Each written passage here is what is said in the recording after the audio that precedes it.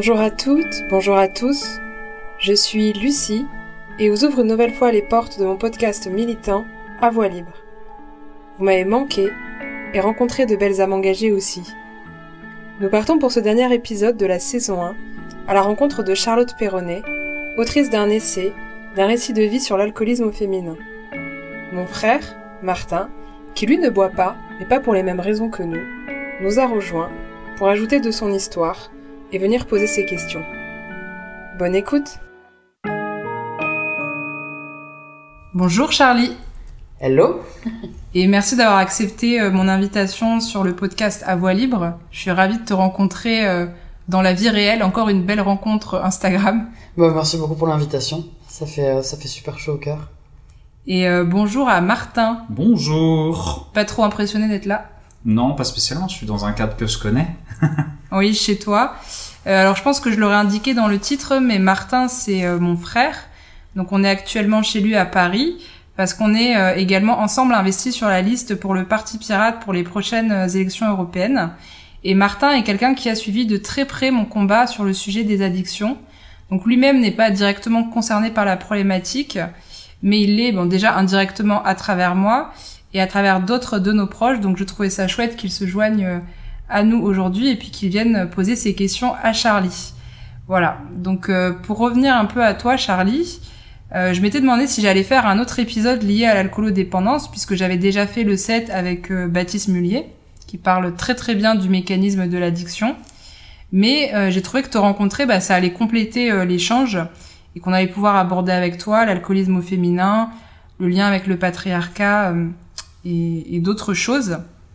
Alors, je t'ai connue pour la première fois lorsque j'ai commencé à témoigner sur l'Instagram du podcast de mon propre cheminement. Et puis, j'ai découvert qu'on était toute une petite communauté Instagram, finalement. Je sais pas si tu as envie d'en parler et si tu peux nous citer, toi, quelques militants ou comptes avec lesquels tu échanges ou que tu suis. C'est vrai qu'on est comme une... C'est chouette parce qu'on est comme une petite famille un peu.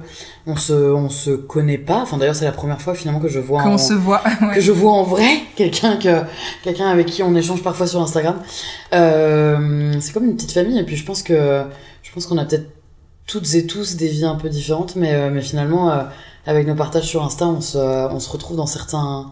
Enfin, je sais pas, il y a une espèce de solidarité, quoi. On se soutient, mais sans être intrusif. Enfin, je sais pas, je trouve ça sympa. Et après, sur Insta, moi, c'est vrai que j'aurais tout de suite pensé à Baptiste, en fait. Donc, je vais pas en citer 1000, mais oui, j'aurais pensé à Baptiste, évidemment. Baptiste Mullier, qui a maintenant le compte aussi l'addiction libre, où n'importe qui peut venir, donc à visage couvert ou découvert, finalement témoigner et faire un post sur aussi bien sur leur parcours aussi bien sur leur consommation que leur sobriété, que leur choix, que leur vie. Enfin, moi, c'est beau de libérer la parole, surtout de manière aussi libre, parce que finalement, moi, je trouve que le fait que ça puisse être anonyme ou pas, enfin, ça montre aussi que ça n'arrive pas qu'aux autres. Il y a un peu ce sentiment-là, je trouve, dans leur compte. Ils sont 3, mais c'est très chouette. C'est ça en fait que j'ai beaucoup aimé, et je pense que sans Instagram, et pourtant de base j'aime pas vraiment les réseaux sociaux, mais sans Instagram mon cheminement n'aurait pas été le même, parce que je suis tombée après Baptiste justement sur le compte aussi de Invictus Avril qui fait l'addiction libre avec lui, mais il y a aussi Marie Sober Woman, Sarah de S comme sobriété, Christelle de Madame Tout le Monde, Bernard d'Alcool sans sortir. Vraiment, j'ai l'impression que c'est, comme cette espèce de petite famille qui m'a beaucoup soutenue. Alors, un peu sur du coup cet aspect famille de votre côté, c'est la première fois que vous vous rencontrez, en l'occurrence, mais vous avez déjà rencontré d'autres personnes. Ça vous arrive ou pas du tout encore? D'Instagram? Justement, d'Instagram, on parle de communauté. Moi, personnellement, j'ai rencontré des gens à travers Internet, justement, d'autres communautés qui n'ont pas grand-chose à voir, mais que je connais aujourd'hui en vrai. Est-ce que c'est quelque chose que vous faites, vous, de passer en fait du virtuel à des rencontres physiques réelles plus? Moi, j'ai juste fait une visio avec Vincent d'Abstem il y a très peu de temps. Donc en l'occurrence, il y avait quand même eu une première rencontre, mais non pas, enfin, mais alors peut-être parce que j'ai pas un usage des réseaux sociaux de ma boule et donc du coup, c'est pas un truc sur lequel je suis ultra connectée ou quoi. Mais j'ai pas des souvenirs de rencontres en physique post Insta. Mon rêve serait été qu'on organise une espèce de grande colonie de vacances ou grande semaine de vacances entre tous ces gens de la communauté sobre. Ah bah il y aurait moyen de passer les bonnes vacances. J'adorerais faire ça. Et après, pour répondre à ta question, Martin, c'est moi c'est grâce au podcast que j'ai l'opportunité d'aller rencontrer les gens. Parce que souvent quand par exemple j'étais diagnostiquée de mon trouble borderline, je me suis rapprochée d'Abigail, voyageuse naturelle, qui je trouvais en parlait mieux que moi. Et là c'est aussi un peu ce que j'avais envie de faire avec Charlie, c'est que je trouve que Charlie, tout comme Baptiste Mullier, ont les mots pour parler de ce que je vis aussi. Et donc ça m'intéresse en fait de les recevoir. Et c'est l'occasion, oui, qu'on mette aussi. Je trouve que c'est quand même plus sympa de mettre un visage derrière ses comptes Instagram. Et pourtant, Charlie, je l'ai vu beaucoup en vidéo. J'ai vu tes dernières vidéos par rapport à ton livre, etc.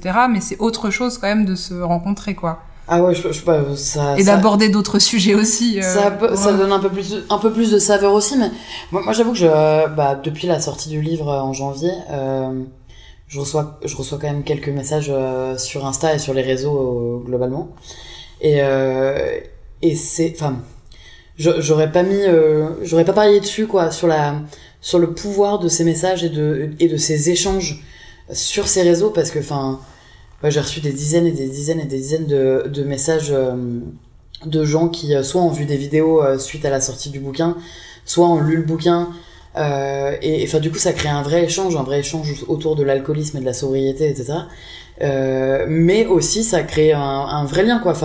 Il y a un peu ce truc dont on a envie de demander des nouvelles tout simplement pour savoir comment ça va et si en plus on est sur un sujet où évidemment on touche un peu à l'intime et donc forcément on crée des liens particuliers avec certaines personnes, alors pas avec toutes et tous, mais c'est vrai que ça.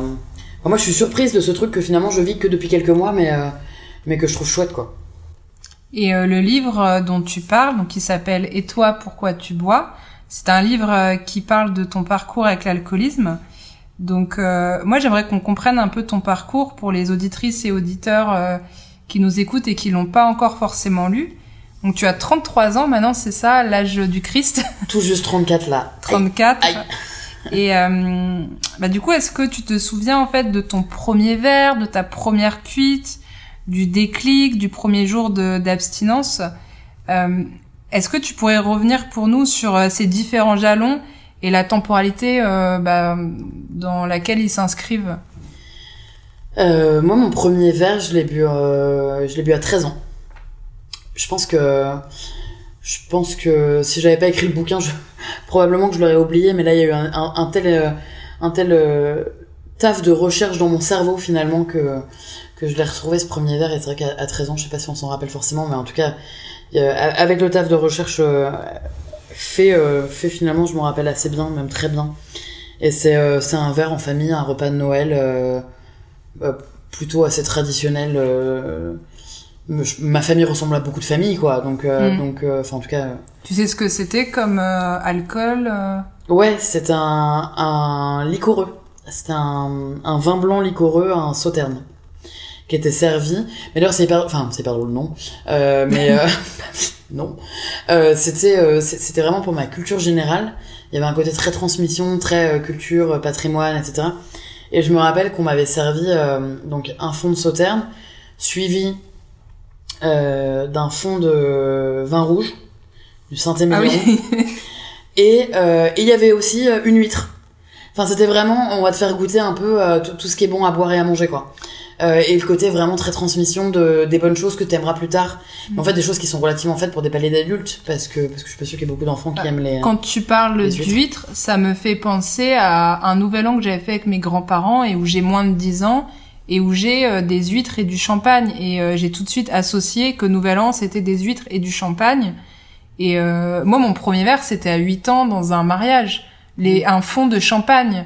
Et je pense que ma grand-mère, à cette époque-là, paternelle, quand après on fait le Nouvel An, elle se dit que ça, voilà, je vais faire comme les grands, et elle voit pas trop le mal. Aujourd'hui, je réalise que j'avais moins de 10 ans, hein, mais tu vois, il y avait ce côté, oui, famille et transmission. Moi, vraiment, dans toutes les familles, il y a quelque chose autour, du champagne et des fêtes de fin d'année, où il y a, c'est quelque chose de très présent dans notre culture, on laisse boire un fond de verre aux enfants du champagne, à des âges très jeunes, etc.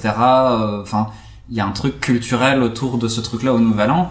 Moi, je remarque, un peu partout, où il y a cet aspect-là d'associer l'enfant, entre guillemets, à cette consommation d'alcool déjà dès ce plus jeune âge-là, alors qu'on sait que c'est les pires moments, entre guillemets, avec des conséquences souvent assez importantes sur. Et toi, il faut que tu nous racontes ton premier verre, parce qu'il faut que Martin te raconte son premier verre d'alcool. Je crois que c'est le plus jeune d'entre nous. Le plus jeune de tout le monde. Parce que c'était à quel âge, du coup, ce premier verre? Alors, moi, j'étais trop jeune pour me rappeler de l'âge, mais il paraît que c'est quand j'avais 4 ans. 4 ans, ouais. 4 ans. C'était une erreur? C'était complètement une erreur. Alors, parce qu'on peut imaginer qu'à 4 ans, c'est une errre. Il y a pas un souhait de transmission, quoi, à 4 ans. Non, il y avait vraiment pas un souhait de transmission. Alors, pour remettre dans le contexte, c'est un centre de vacances, entre guillemets, très sympathique. Et ils avaient servi un ensemble de punch ainsi que du jus d'orange pour les enfants. Je me rappelle très bien, c'était à peu près le même verre, à peu près la même couleur. Le punch, on lui donne la couleur qu'on veut. Voilà. Visiblement, je me suis trompé, et mes parents s'en sont rendus compte une fois le verre terminé. Il paraît que j'ai bien dormi après. Ah, tu m'étonnes. Ouais, t'as très bien dormi, ouais. Ah là là. Mais du coup, oui, moi, c'est purement un accident. C'est ni volontaire, et ça m'a pas choqué après à cet âge-là, entre guillemets. Ils étaient littéralement à côté. Personne qui m'a spécialement surveillé. J'ai pris un verre et je l'ai bu. Oui, mais peut-être aussi parce qu'on n'imagine pas ce genre de choses. Moi, j'aime à penser. Mais je ne savais pas que je ne voyais pas je voyais l'alcool pour les grands machins, j'avais le droit au jus d'orange, quoi. Mais pour moi, ce que j'avais pris, c'était un jus d'orange. Oui, forcément. Mais c'est ça qui est un petit peu dangereux dans l'idée que les cocktails se ressemblent, et même pour quelqu'un qui boit pas d'alcool, et qu'on tend même aussi aujourd'hui dans le sans-alcool à faire quand même du sans-alcool, mais qui ressemble à l'alcool. Tu vois, c'est... Ah bah ça, c'est sur les ersatz de boissons sans alcool. On va faire de la bière sans alcool, du vin sans alcool. Bah moi, alors je sais que ça fait pas... tout le monde n'est pas forcément d'accord dans les gens qui sont aujourd'hui sobres. En tout cas, dans la fraternité dans laquelle je vais, il y a vraiment 2 écoles, quoi. Sur moi, je bois de la bière sans alcool. Moi, j'en bois surtout pas. Il y a un côté hyper donc du coup moi je continue à boire des boissons sans alcool mais qui auraient pu contenir de l'alcool, donc typiquement du vin sans alcool, de la bière sans alcool, etc. Mais je sais que c'est hyper clivant, et je peux comprendre. Vraiment, il y a pas de chacun ses boissons, chacun son truc, mais c'est vrai que j'entends beaucoup en fraternité des gens qui disent attention, Charlotte, le chemin entre la bière sans alcool et la bière avec alcool est finalement facilement franchi, et je comprends cette mise en garde, et je comprends aussi, moi je pense à une très bonne amie de la fraternité dans laquelle je vais, qui elle, ça la trigger, en fait, de boire une bière sans alcool, quoi. Il y a un truc où ça lui rappelle de tels souvenirs qu'en fait, ça la fait flipper instantanément. Et vraiment, je pense qu'il faut respecter les souhaits de chacun, mais sur les cocktails, j'en ai eu, des expériences de cocktails commandés sans alcool, en me disant, ah, trop cool, il y a l'air d'avoir des petits trucs sympas, là, sans alcool. Et puis, en fait, tu commandes et tu te retrouves avec un cocktail dans lequel il y a de l'alcool. Ça arrive, en fait, malheureusement, ça arrive. Alors, heureusement, un peu moins, je trouve, maintenant.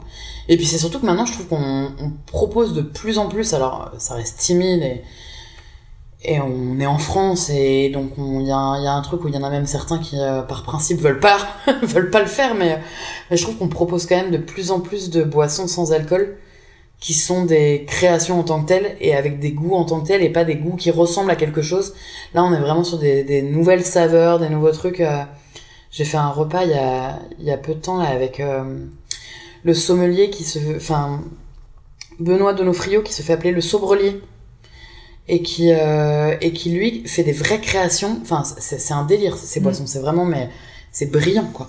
Et c'est des vraies créations de boissons pour palais d'adultes. Et qu'est-ce que ça fait plaisir de découvrir ce genre de boissons, des choses qui... Enfin, c'est pas parce qu'on boit pas qu'on est obligé de boire soit du sucre, soit du soda, soit c'est un ersatz. justement, moi, un truc que vraiment j'ai remarqué. Alors moi, j'ai la grande chance d'avoir un palais sucré, du coup, de m'adapter à ces boissons-là, voilà. Mais même moi, dans ce truc-là, quand je vois les rayons, etc., en fait...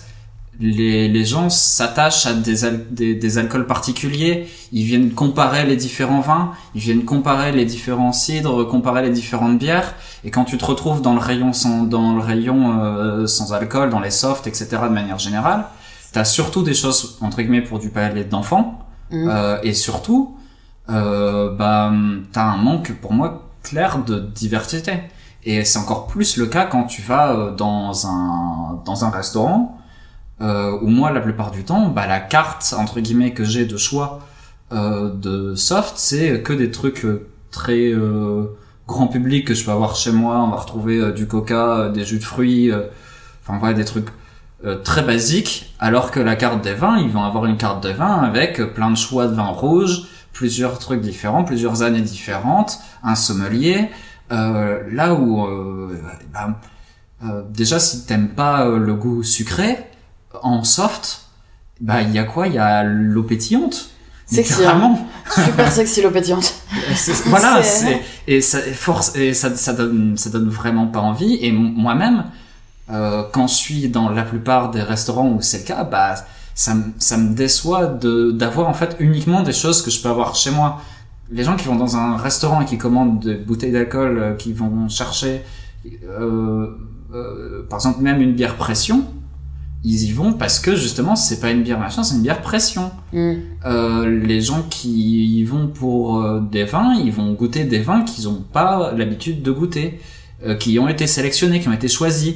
Quand tu es sans alcool, tu te retrouves à prendre le fond de Orangina, Coca, machin, tout. Enfin, tu as le choix entre ce que tu as toi d'habitude, et ça n'a aucun intérêt. Et moi j'ai été restauratrice et j'ai été cette restauratrice qui proposait pas de... Enfin en gros j'ai eu mon resto pendant quelques années et aujourd'hui je me rends compte, mais en fait moi je consommais encore quand je buvais de l'alcool quand j'avais mon resto mais aujourd'hui je me rends compte à quel point j'ai pu être intolérante et donc du coup ça se traduisait aussi par la carte que je proposais en fait. Alors j'avais quand même des super jus de fruits, parce que c'était je bossais tout en direct des agriculteurs, mais en gros globalement quand je regardais la carte des vins qui était super sourcée, dans laquelle franchement vraiment je bois, bon puis en plus j'y avais passé du temps quoi, normal.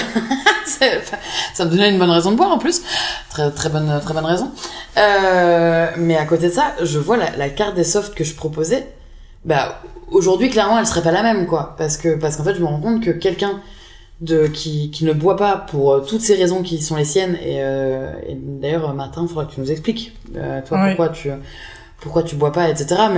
mais c'est vrai que c'est fou parce que tu vois, moi je me rends compte que dans mon resto et franchement aujourd'hui je m'en excuse auprès de tous mes clients quoi, mais en fait j'ai jugé les gens qui venaient chez moi dans le resto et qui commandaient autre chose que de la bière brassée localement ou mes super vins. En fait, je comprenais pas quoi. Tu vois, je comprenais pas ces gens qui venaient pour et en fait, mais alors que c'est con parce que en gros moi j'avais juste associé le fait que tu passes un bon moment avec le fait de boire. Et donc forcément quand moi j'avais à cœur que les gens passent un bon moment dans mon resto et donc forcément c'était qu'il fallait qu'ils boivent quoi, de l'alcool. Et je comprenais pas en gros les gens qui venaient, qui prenaient un super plat et qui buvaient du coca quoi. Mais sauf qu'en même temps, c'était de ma faute parce que moi je leur proposais du coca et que dans ma tête, on pouvait pas passer un bon moment en buvant un soft quoi. Mais c'est terrible en fait, c'est terrible cette manière de penser. Il y a vraiment cette image là et entre guillemets jugeante, visante. Enfin, tu le ressens dans le regard de tous les serveurs, hein. Toujours, moi, à chaque fois que je demande un soft, ou que je refuse au moment où il sert le vin, je dis pas pour moi, tu sens qu'il y a ce moment de c'est pas normal. En même temps, il y a une pratique culturelle autour, c'est-à-dire que, quand on va arriver sur une table de restaurant, on va avoir le verre à vin, le verre à eau, on va avoir déjà ça qui est préparé, on va avoir toujours le fait de servir tout le monde une fois que la bouteille a été choisie, et t'es obligé t'es obligé toi entre guillemets de venir faire de ton propre chef non merci plutôt que les gens qui souhaitent entre guillemets de l'alcool se servent. Puis on insiste aussi. Enfin, moi je pense que j'offrais souvent. Mais d'ailleurs c'est fou parce qu'en fait j'offrais pas de soft. J'offrais pas de soft en fin de service, mais par contre j'offrais le calva. Et il y a un côté très faire honneur aussi. Tu vois, moi genre j'étais fière quoi d'offrir le calva. Il y avait un truc où je me sentais super bonne restauratrice à me dire c'est sympa, j'offre le calva, etc. Et forcément quelqu'un qui le refusait, alors je le prenais absolument pas comme une attaque perso, mais je me disais c'est un peu chiant quoi, c'est mon petit calva, c'est un peu chiant. Mais quoi. Au moment où t'as ton restaurant, est-ce que c'est vraiment dans le moment où tu es dans l'alcoolodépendance complètement, c'est-à-dire parce que du coup on s'est un peu éloigné de la question justement sur les jalons. Est-ce que tu veux bien revenir pour nous vraiment pour qu'on contextualise sur ton parcours, parce que je pense qu'il s'est passé plein de trucs depuis ce premier verre en famille. Ah oui. Nous expliquer ton parcours avec l'alcool jusqu'à aujourd'hui, parce que je crois qu'on a fait un 360 x 2 et voilà. Et après Martin justement aussi, j'aimerais bien qu'on écoute ton parcours à toi avec l'alcool, parce que là en fait on est tous les trois autour de cette table à ne pas boire, en tout cas pour aujourd'hui, comme on dit. Mais Martin a une toute autre histoire que les nôtres, qui sont assez similaires pour toi, Charlie, et pour moi. Donc voilà, mais déjà quand même pour recontextualiser tout, non, mais oui. Est-ce qu'on peut repartir de la base? On a peut-être perdu les gens qui écoutent là.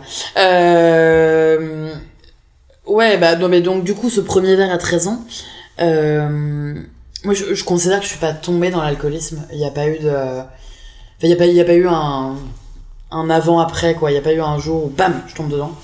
Pas du tout. J'ai vraiment construit mon alcoolisme. Du coup en fait j'ai bu donc de ce premier verre à 13 ans, et j'ai pas eu le choix finalement, c'est ça. J'ai pas eu le choix que d'arrêter de boire à 30 ans.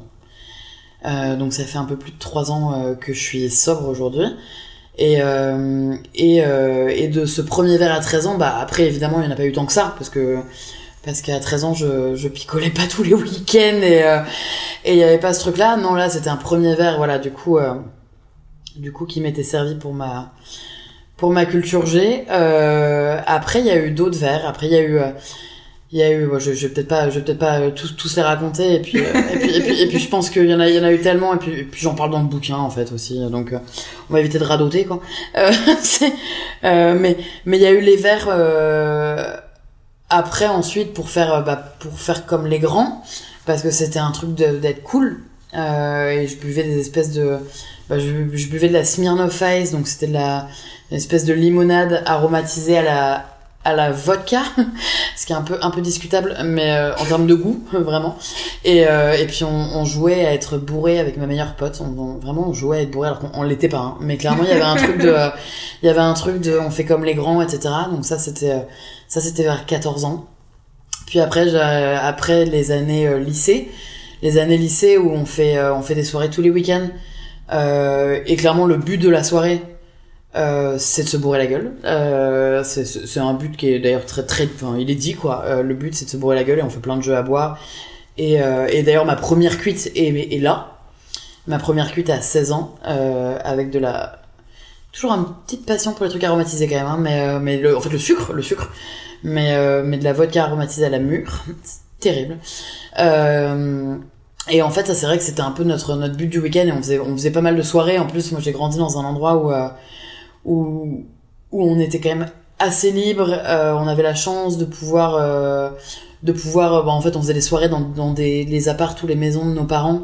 J'ai grandi en banlieue ouest parisienne, dans un endroit où on était assez tranquille et il pouvait pas nous arriver grand chose, quoi. Donc on avait ce truc dont on se retrouvait entre nous, et puis en fait on a acheté notre alcool, enfin soit nous on l'achetait, soit on le faisait acheter à nos grandes sœurs ou nos grands frères, et en fait tout était très facile, quoi. Puis après j'arrive en école d'ingénieur en agriculture, et là j'embrasse le patrimoine agricole. Vraiment, non. J'adore cette expression. Mais parce que c'est vrai, et en fait encore aujourd'hui je suis très très attachée et viscéralement même attachée au patrimoine agricole. Oui, mais c'est fou qu'on le rattache. Quand tu penses salon de l'agriculture, t'as tout de suite en tête des images d'agriculteurs avec le verre à la main, quoi. Moi, j'ai des images de présidents avec des verres à la main et qui font tout. Parce que moi j'allais dire c'est pas les agriculteurs que j'ai en image. Oui, d'ailleurs. Oui. C'est pas les agriculteurs, c'est plutôt les Parisiens qui viennent se bourrer la gueule au salon. Moi c'est plutôt cette image là que j'ai comme oui, de fait, c'est certain. La bière et le vin, surtout en France, font partie du patrimoine. Et même sobre aujourd'hui, moi, je suis vraiment pas hygiéniste. J'ai vraiment pas vocation à ce que les gens arrêtent de picoler ou les trucs. Enfin, pas du tout. C'est ce que tu dis même dans ton livre. C'est en 4e de couverture, première phrase. Je n'écris pas ce livre pour que tu arrêtes de boire. Non, et j'ai pas vocation à fracasser le patrimoine agricole. Et pas vocation à ce que les gens arrêtent de boire. Moi, ce que j'adorerais, en fait, c'est surtout que les gens boivent s'ils ont envie de boire. Que les gens boivent s'ils arrivent à se modérer. Et juste qu'on réfléchisse à pourquoi on boit. Est-ce qu'on boit parce qu'en fait on a toujours fait comme ça et on se pose pas la question? Est-ce qu'on boit parce qu'on a envie de se donner du courage liquide pour aller pécho ou danser? Est-ce qu'on boit parce que, enfin, il y a 1000 raisons de boire qui peuvent être bonnes, hein, d'ailleurs à certains moments, mais tant qu'on en a conscience, en fait. Et il y a autant de raisons de ne pas boire, et qu'aujourd'hui on a un peu de mal à entendre en France, même si encore une fois je suis pleine d'espoir sur le fait que on est peut-être un peu moins justifié. Mais bon, je pense qu'on pourra en reparler en plus avec Martin juste après, parce que franchement chapeau, quoi. Chapeau. Moi j'admire le courage et la force que ça doit demander quand t'es un jeune mec ado et de dire je ne bois pas. Moi j'admire, en fait. Enfin vraiment moi j'ai trouvé des solutions dans l'alcool quand j'étais jeune. C'est-à-dire après en école, parce que c'est en école vraiment pour toi que dans ton école en fait ça dérape. Mais je dirais qu'il y a pas de dérapage, en fait. Il y a pas de dérapage, c'est que moi mon alcoolisme c'est comme un grand puzzle, quoi. Et en fait j'ai vraiment ajouté plein de pièces. La famille est une pièce, mes complexes sont une pièce, ma sexualité et mon homosexualité sont une pièce. Mon désir d'intégration, de me faire des potes est une pièce, le fait que j'étais incapable de danser autrement qu'en étant bourré, mon taf aussi, parce que donc du coup suite à l'école d'ingé, où du coup vraiment je bois pour me faire intégrer, et vraiment j'ai tellement à cœur de me faire des potes, et puis en plus j'ai ce corps en travaux, je suis pleine de complexes, et en fait vraiment je bois aussi pour me sentir désirable, et de me dire j'oublie un peu tout ce corps et je vais danser sur du Patrick Sébastien au milieu du foyer qui pue la bière, quoi. Mais en même temps j'adore ça. Enfin voilà, il y a ce côté où on me force pas pour autant à boire. Alors même si il y a quand même des notions de bizutage et tout, mais je considère pas qu'on me force, mais je fais quand même comme tout le monde parce que c'est la norme. Il y a pas une personne qui boit pas d'alcool, en fait, dans cette école, ou en tout cas s'il y en a une, je la vois pas. Je sais pas où elle est. Et probablement qu'elle est pas en soirée, en fait. Et moi j'aime bien les soirées, moi j'aime bien tout ça, donc voilà. Après j'ai atterri en fait moi je veux faire du journalisme agricole, donc du coup derrière je fais une école de journalisme à Sciences Po à Paris. Et donc là on picole un peu différemment, là c'est un peu les élites. Là c'est le champagne dans les soirées qui vont bien, mais on n'est pas alcoolique, on est alcoolique mondain, donc c'est pas pareil, hein. Non, c'est des conneries. C'est juste de l'alcoolisme, en fait. Mais sauf qu'en fait, moi, du coup, ce que je fais, c'est que je reproduis, n'empêche. En fait, je reproduis ce que j'ai vécu à l'école d'ingé, à savoir l'abondance de soirées, l'abondance de picole. Du coup, je reproduis derrière. Je me calme un petit peu quand j'arrive, quand je fais quand je deviens journaliste, parce qu'en fait en journaliste en radio, forcément c'est compliqué d'être alcoolisé et d'avoir une diction claire. En fait on a vite la pâteuse quand même. Je me fais avoir une fois, mais qui heureusement ne passe inaperçue, mais je me retrouve quand même une fois super emmerdée en fait, parce que je trouve pas les mots, j'ai cette pâteuse là comme ça. Enfin, c'est l'enfer quoi, c'est vraiment l'enfer. Mais derrière je découvre je découvre l'alcool entre collègues, le fait qu'on picole aussi sur notre lieu de travail d'ailleurs, que c'est aussi une manière de se montrer, que c'est une manière d'avoir des promotions potentiellement, c'est une manière de... En fait, il faut en être aux soirées, il faut se montrer. Moi, je développe un espèce de FOMO quoi, la peur de...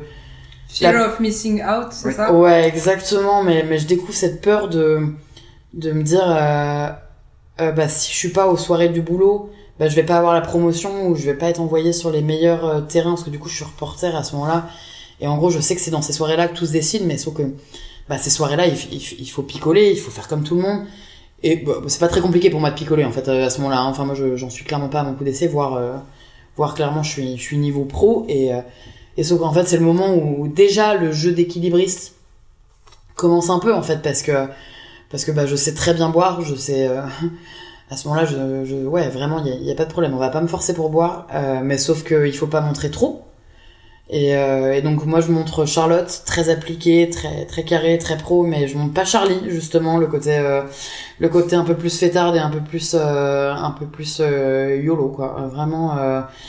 Et ça c'est très compliqué, mais je pense qu'en fait peut-être parce que la maladie alcoolique elle est déjà là, mais bon j'en sais rien en fait, mais donc voilà. Et puis en fait après quelques années dans le journalisme, je décide d'ouvrir un restaurant. Est-ce que j'ouvre un resto parce que pour avoir la tireuse à bière à dispo, tu vois? Eh ben peut-être, je sais pas. Ou est-ce que c'est parce que j'ai la tireuse à bière à dispo que finalement je nourris mon alcoolisme? Franchement c'est l'histoire de l'œuf ou la poule, j'en ai aucune idée. Mais en fait en ouvrant un resto finalement je fais de manière pro ce que j'ai toujours fait chez moi, à savoir accueillir plein de monde et faire la fête, et c'est juste que là en fait je me mets à gagner de l'argent en vendant de l'alcool. Bingo quoi, j'ai l'impression, enfin d'ailleurs honnêtement à ce moment-là moi je me dis waouh, ça c'est quand même un sacré goal quoi. Et puis en plus c'est un restaurant en direct des agriculteurs, enfin voilà, moi c'est un truc qui me tient à cœur et dans lequel je m'éclate, mais sauf qu'en fait voilà moi je nourris mon addiction, et surtout j'ai une vraie passion bière, et j'ai littéralement la tireuse qui en intraveineuse quoi. C'est vraiment enfin au début en fait très progressivement en fait, hein, parce que vraiment les premières soirées au resto, enfin voilà, je garde pendant un peu plus de 2 ans ce resto, et pendant les premières soirées voilà on boit un verre, 2 verres, 3 verres, on trinque avec les clients, puis en plus il y a cette image de la restauratrice, les gens viennent et reviennent pour ça, ils me le disent aussi d'ailleurs, parce qu'il y a le côté très bon vivant, on est content, tout le monde trinque, et la patronne aussi. Mais sauf que moi je trinque aussi tout seul quoi en fait quand les clients sont pas là, et jusqu'au verre de trop, parce qu'en fait ce qui se passe c'est que au fur et à mesure les quantités augmentent, et en même temps je réalise pas que j'ai un problème d'alcool, parce que l'alcoolique c'est pas moi, l'alcoolique c'est pas une jeune femme de moins de 30 ans ou de moins de 30 ans qui a des diplômes, qui est en couple, qui vient d'une famille aimante avec un toit, enfin tout qui va bien quoi, vraiment. Pour moi l'alcoolique c'est pas moi, mais d'ailleurs j'y pense même pas à ce mot-là en fait, c'est vraiment un gros mot quoi. Et sauf qu'en fait et pourtant, enfin j'y pense pas, et pourtant je bois jusqu'à 12 litres de bière par jour. Donc enfin je suis complètement déconnecté de ce que je fais, de ce que je consomme en fait, enfin vraiment j'ai pas de prise de conscience.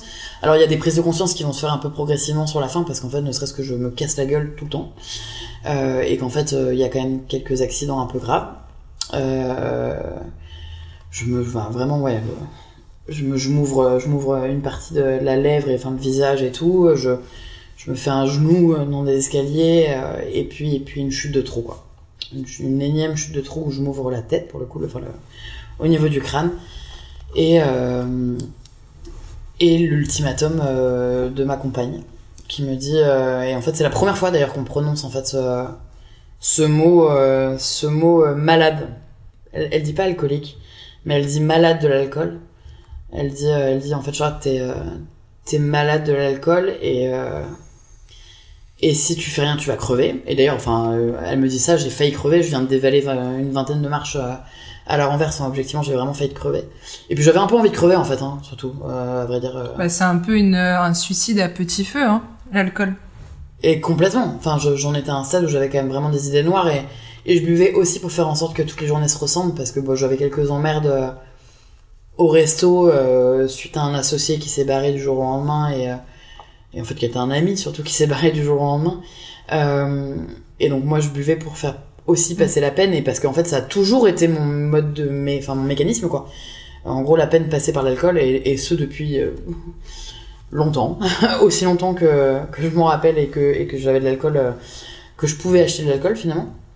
Et puis en fait c'est comme ça que j'ai atterri chez un addictologue, mais même devant l'addictologue je suis incapable de lui dire, je lui dis il se pourrait que peut-être potentiellement je suis un peu trop peut-être une bonne vivante. mais voilà, on est dans un déni quoi. Mais je pense que c'est tout à fait normal ton déni quand on connaît l'image de ce qu'est l'alcoolique dans l'esprit du grand public. Et t'as parlé justement de l'alcoolisme mondain, et clairement aujourd'hui c'est tout, on se voile collectivement la face sur l'alcoolisme. Moi je t'ai entendu parler aussi de ton cadre du coup de travail.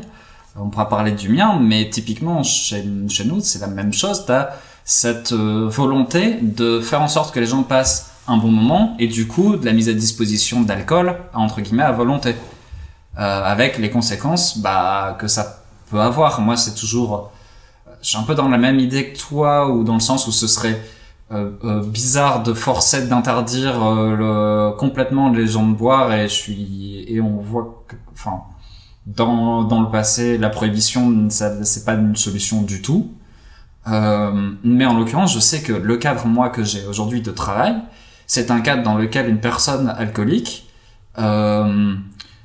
elle a intérêt d'être sacrément accrochée pour pas succomber à ça tous les soirs en fait. Parce qu'il y a de l'alcool en libre service du coup.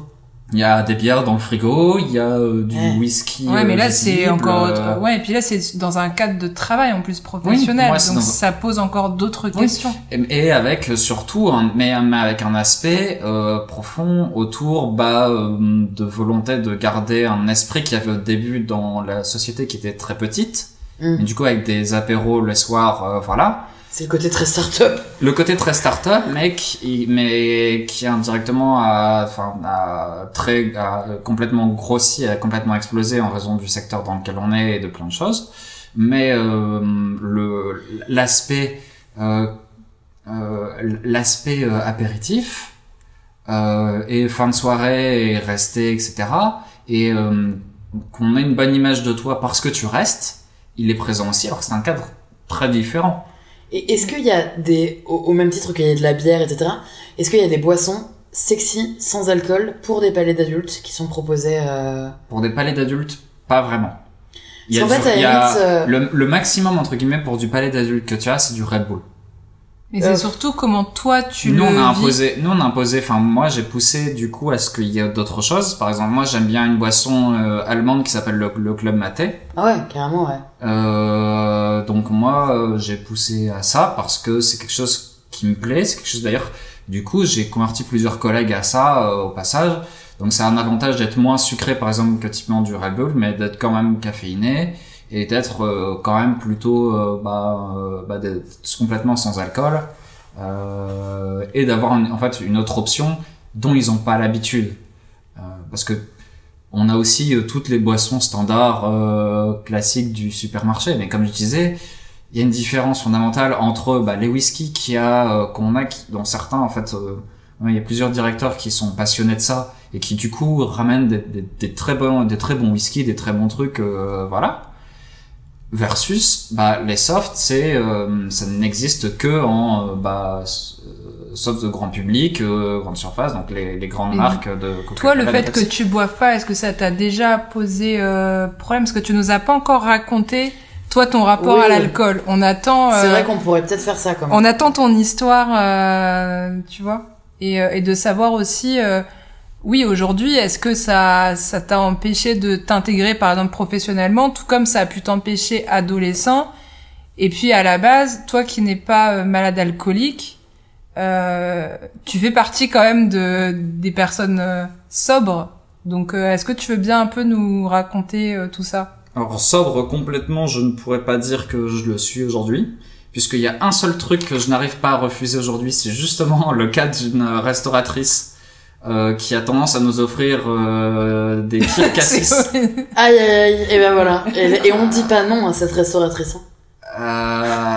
J'ai du mal au bout de 3 ans à venir régulièrement récupérer des pizzas chez elle. Voilà, c'est compliqué. C'est fou ça. Mais parce que c'est culturel, hein, mais c'est faux. Mais on s'en rend pas compte. Ouais. Bon, ça va, c'est un kir cassis. Il y a quasiment pas d'alcool. Le verre est tout petit parce qu'elle nous l'offre et voilà, elle est gentille comme tout et. Ah mais la pression, oui, mais la pression. Oui, si la t'étais pression. malade alcoolique et qu'on te met un kir cassis oui, non mais je tous sais. les jours devant Non, toi. c'est pas tous les jours, c'est uniquement quand on prend un porté. Mais du coup, c'est vraiment pas du tout tous les jours, c'est vraiment exceptionnel, etc. C'est parce que ça, j'ai pas, cette dame-là, on lui dit pas non. J'ai pas encore réussi à lui dire non, tu vois. Mais c'est moi, hein. D'habitude, je dis non à tout, à chaque fois, toujours, constamment. Après, enfin, là, si je regarde, par exemple, moi, entre guillemets, ma consommation d'alcool, où je vais, moi, choisir de boire de l'alcool, en fait, là, ça fait littéralement des mois, et j'ai aucun plaisir, en fait. Et de base, de mon côté, ça part d'un truc très simple, c'est que je n'aime pas le goût de l'alcool.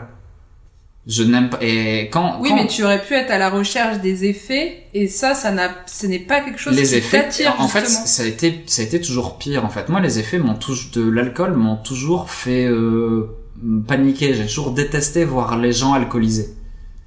J'aime pas voir mon entourage alcoolisé. Mais c'est quoi est-ce que t'as des images marquantes de... Bah, pas particulièrement, en fait. Moi, je me rappelle pas spécialement de grand chose, de la vraie raison. J'ai des images marquantes de soirées où juste pu être convié après. Moi, par exemple, justement, pendant l'adolescence, c'est toute une question de ne pas se faire inviter, auquel je vais revenir juste après. Mais, pendant toute la période de l'enfance, entre guillemets, où c'est réservé aux adultes, je récupère on me donne des fonds de verre, par exemple, dans les fêtes de champagne. J'ai toujours détesté ça, détesté le goût. Le sentiment de l'alcool dans l'arrière-palais me choquait toujours. C'est-à-dire, et c'est encore quelque chose qui aujourd'hui me choque. C'est-à-dire, quand je le sens dans l'arrière-palais, j'aime pas. Pendant l'adolescence, du coup, souvent, j'étais juste pas invité aux fêtes. J'en ai fait, je pense, 2. Mais parce que t'es mis de côté parce que tu ne bois pas? Les deux. C'est-à-dire que je ne viens pas... déjà, j'ai des problèmes, moi, déjà, pour me faire des amis à cette période-là. J'ai déjà assez peu d'amitié. Et les quelques fois où on m'invite, il y a eu une soirée où, typiquement, j'étais avec un autre ami qui, de la même manière que moi, buvait pas. Pas forcément pour les mêmes raisons, j'ai jamais vraiment trop discuté, j'ai plus de contact avec cette personne-là depuis longtemps, mais j'y suis allé parce que lui, il y allait, que je savais que j'allais passer un bon moment et que peu importe, et les autres gens se sont bourrés la gueule, et moi, ça me rendait plutôt triste, en fait, de les voir. Et des gens, vomir, être pas eux-mêmes, les jeux d'alcool, ça m'a toujours répugné, ou c'est pas vraiment, le fond d'amusement, derrière, il est pas réel, il est à base de l'alcool et d'essayer de boire le plus possible. Il est pas dans le but de s'amuser. En fait, la fête... Ça dépend. Non mais, je comprends. Moi, de mon regard, ce que je vois, quand je vois les gens en face de moi, je vois des gens qui cherchent des excuses pour boire. des excuses pour trouver l'effet psychotrope de la boisson. Et ce qui est marrant, parce que je pense que quand on est ado, personne n'aime le goût de l'alcool. D'ailleurs, quand on se tourne vers les boissons, c'est marrant. Mais moi, justement, l'effet psychotrope me fait extrêmement peur parce que je sais que moi qui ai un fond anxieux, dépressif, moi j'avais extrêmement peur. En plus, avec du coup, je voyais aussi, enfin, en soi, ce que l'alcool pouvait faire à des gens, etc. Voir ces gens-là être plus debout, se vomir dessus, être pas capable de parler correctement, avoir des comportements inappropriés, être plus en fait eux-mêmes, juste des amis à toi, tu les connais, c'est des amis en dehors, voilà, tu les aimes bien.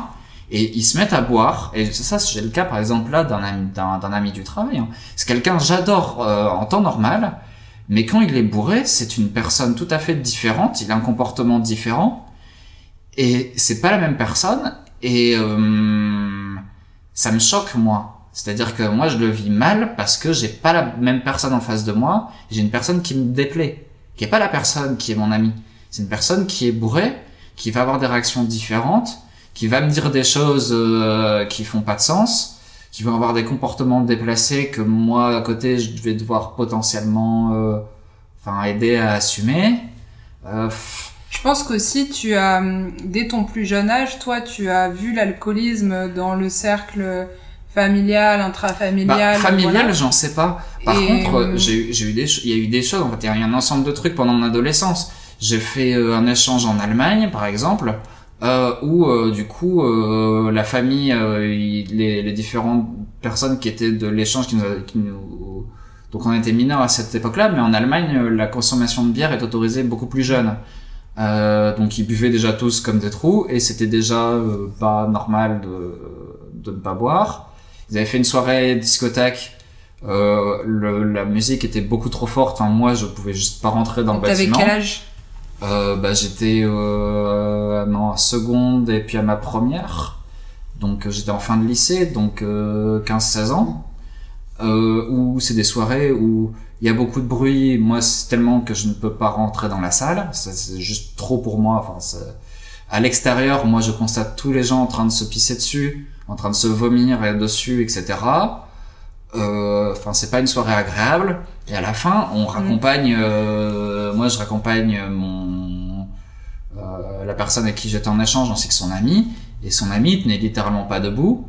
La personne avec qui j'étais en échange, lui ça l'amusait de le voir tituber machin, il trouvait ça amusant. Moi j'avais juste peur de gérer en fait des gens dans un pays que je connais pas, avec des gens, enfin voilà. Et de gérer l'alcoolisme de ces personnes-là en fait. Après il y a un monde aussi entre boire un peu et boire au point de se pisser dessus ou de se dessus. Mais clairement. Et moi j'ai toujours eu beaucoup de mal avec le... Mais peut-être parce que je l'ai vécu en école d'ingénieur, le côté rire de la personne alcoolisée. Moi j'ai fait aussi un parcours d'école d'ingé, donc on pourra comparer là-dessus. Mais sinon on raillait pas mal, enfin alors pas les hommes en l'occurrence d'ailleurs, assez peu. Il y avait c'est là où moi j'ai senti la vraie grosse différence. Y a-t-il du sexisme dans les écoles d'ingé? Oui. Non, et puis une différence de traitement de la femme qui boit et de l'homme qui boit quoi. En école d'ingé on glorifiait, enfin il y avait un côté hyper viril à être un mec qui picole et il tient le gros, le dur, et la nana qui picole, on attendait d'elle qu'elle boit parce qu'il y a un côté sinon un peu prude presque à pas boire quoi, il y aurait un côté un peu prude ou un peu chiant, mais en même temps il faudrait pas qu'elle soit too much quoi, et faut pas boire trop. Et moi je me rappelle de montages qu'on diffusait en soirée sur les murs de la soirée, et dans lequel clairement on rigolait, alors on rigolait mais plutôt de manière sympathique des hommes qui buvaient du coup, puis on glorifiait un peu, mais par contre la femme elle avait ce côté un peu gênant. Et moi je sais que aujourd'hui il y a à la limite ça va peut-être me mettre moi tu vois la personne que tu décris tout à l'heure qui se pisse dessus ou qui se vomit dessus, moi j'ai été cette personne là en fait, oui enfin clairement. Mais c'est marrant que Martin dans l'adolescence en fait n'a pas ce que nous on a plutôt cherché, c'est-à-dire de chercher ses effets, On a cherché de planer un peu, Ouais. parce que c'était pas, je crois que moi c'était des trucs avec de la manzana ou autre, c'était pas bon, mais par contre c'est l'effet de planer, mais comme les premières fois où je prends mes premières cigarettes et que en fait, Tu justement, débranches le cerveau, quoi. ouais, je débranche. Moi, ce que je vois justement, c'est que j'ai aussi été présent à des soirées qui avaient été organisées chez nous en étant jeune, et c'était les mêmes choses en fait. Je voyais des gens qui étaient, enfin, qui justement avaient. Oui, mais je pense que dans ton fait. imaginaire d'enfant, t'as dû voir des choses, tu vois, qui ont fait que adolescent, ça t'a plutôt fait peur ou dégoûté, Mais c'est moi, bien que t'as mais pas moi, voulu clairement, tenter. l'alcool me fait fondamentalement peur. Parce que moi, c'était quelque chose qui me donnait envie quand je voyais les gens qui avaient l'air de planer ou dans les dîners de famille, que tout le monde rigolait, avait l'air d'être parti dans un autre monde, puis il y avait un truc un peu de, un truc de grand, et je sais pas, il y a évidemment que une c'est envie pas- d'aller chercher ça. C'est pas le côté bourré qu'on cherche, pas du tout. Non, mais c'est C'est pas- déconnecté, Mais quoi. c'est juste, en fait, c'est l'ivresse, c'est vraiment le avant, quoi, ouais, juste de déconnecter, de pas penser au corps, de pas penser à ce qu'on renvoie comme image, de pas penser à ses mauvaises notes au lycée, de pas penser, il y a plein de trucs, mais Bah, par rapport aux garçons, par rapport Aussi. aux filles, d'ailleurs, oui, mais mais- enfin par rapport à la sexualité, en fait, pour franchir un peu ces premiers caps qui peuvent être difficiles pour une adolescente. ou un En tout cas, adolescent. ou un C'est adolescent. adolescent. Et c'est Ouais. d'ailleurs pour ça que moi, par Mais exemple, le- tu vois, j'admire Martin parce que par exemple, moi je me rappelle franchement à 18 ans, enfin 16, 18, 20 ans, aller aborder un garçon, du coup à l'époque, aller aborder un garçon en étant sobre, plutôt crevé. Enfin franchement, Ah non, mais moi, ça a toujours incapable. été extrêmement difficile pour moi, mais pour d'autres raisons, hein. C'est aussi des questions d'anxiété sociale, etc. Et je sais justement, d'ailleurs, que les rares fois où j'ai pu boire un petit peu d'alcool, typiquement, moi, mes consommations maximales, c'est 2 bières, quoi. De 2,25. Et je sais que ça va plus me servir, justement, à me désinhiber à des périodes où j'étais pas médicalisé pour me faire aider sur ces trucs-là. Mais c'est justement, c'est un alcool qui est pas normal dans le sens où moi, il venait traiter une anxiété. Et en fait, mon anxiété, elle se traite en étant suivie. Parce que il y a des causes autour. Il y a pas, enfin, c'est pas que présent dans le cas de, d'une volonté de relation amoureuse ou pas. Par contre, oui, du coup, j'en ai vraiment chié et ça a toujours été extrêmement difficile pour moi Ouais. et c'est quelque chose qui est encore présent aujourd'hui pour plein de raisons. Mais aborder des gens, etc. Il y a entre guillemets un handicap à ne pas boire d'alcool, mais fondamentalement, j'avais une peur et j'ai toujours une peur folle. C'est que je sais que quand je bois, même quand je suis à 2 bières, en fait, vu que j'ai très peu bu dans ma vie, je ressens très vite, très fort les effets. Ouais. On s'y habitue, on a de l'accoutumance. C'est la même chose avec la caféine, c'est la même chose avec d'autres choses. On a de l'accoutumance. Et en fait, moi, rien qu'avec une seule bière, je vois les effets. Je me sens que j'ai un décalage entre ce que je dis et ce que j'ai dans ma tête. C'est-à-dire, je commence à parler avant d'avoir réfléchi. Alors qu'habituellement, je suis plutôt à l'inverse, à beaucoup réfléchir avant de parler, avant de prononcer le moindre mot. Et je sens qu'il y a un décalage progressif. Et je sais que justement, ce décalage-là, il me fait extrêmement peur, parce que j'ai peur de dire des choses que je regrette. Et quand je suis en face de quelqu'un, justement, que je souhaite aborder, ou même pas, ou je souhaite avoir une amitié, ou juste je souhaite discuter avec cette personne-là, en fait, j'ai envie d'être moi-même. Et ce moi-même-là, il existe uniquement quand j'ai pas d'alcool, en fait. Mais sans l'alcool, est-ce que tu ressens une forme de pression? Mais là, la question, elle s'adresse à tous les deux. Parce que toi, c'est le titre de ton livre maintenant, c'est et toi, pourquoi tu bois?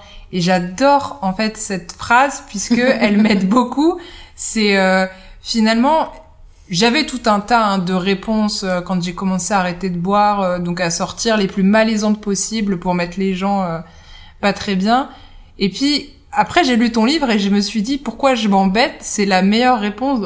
Et toi, enfin, quand on me demande pourquoi je ne bois pas, et toi, pourquoi tu bois? Tu vois, est-ce que Mais parce qu'en fait, c'est on ça que vous questionne répondez toujours. tous les deux? On questionne toujours Ouais. pourquoi on boit pas. Vraiment toujours. Enfin, je pense que Martin, on a dû te poser la question à peu près Ah, moi, c'était mais le des truc, milliers de fois. c'est le truc toujours le plus horrible, de toute façon. Quand tu dis que tu vas pas boire ou que tu machin, tu sais d'avance que tu vas recevoir cette question.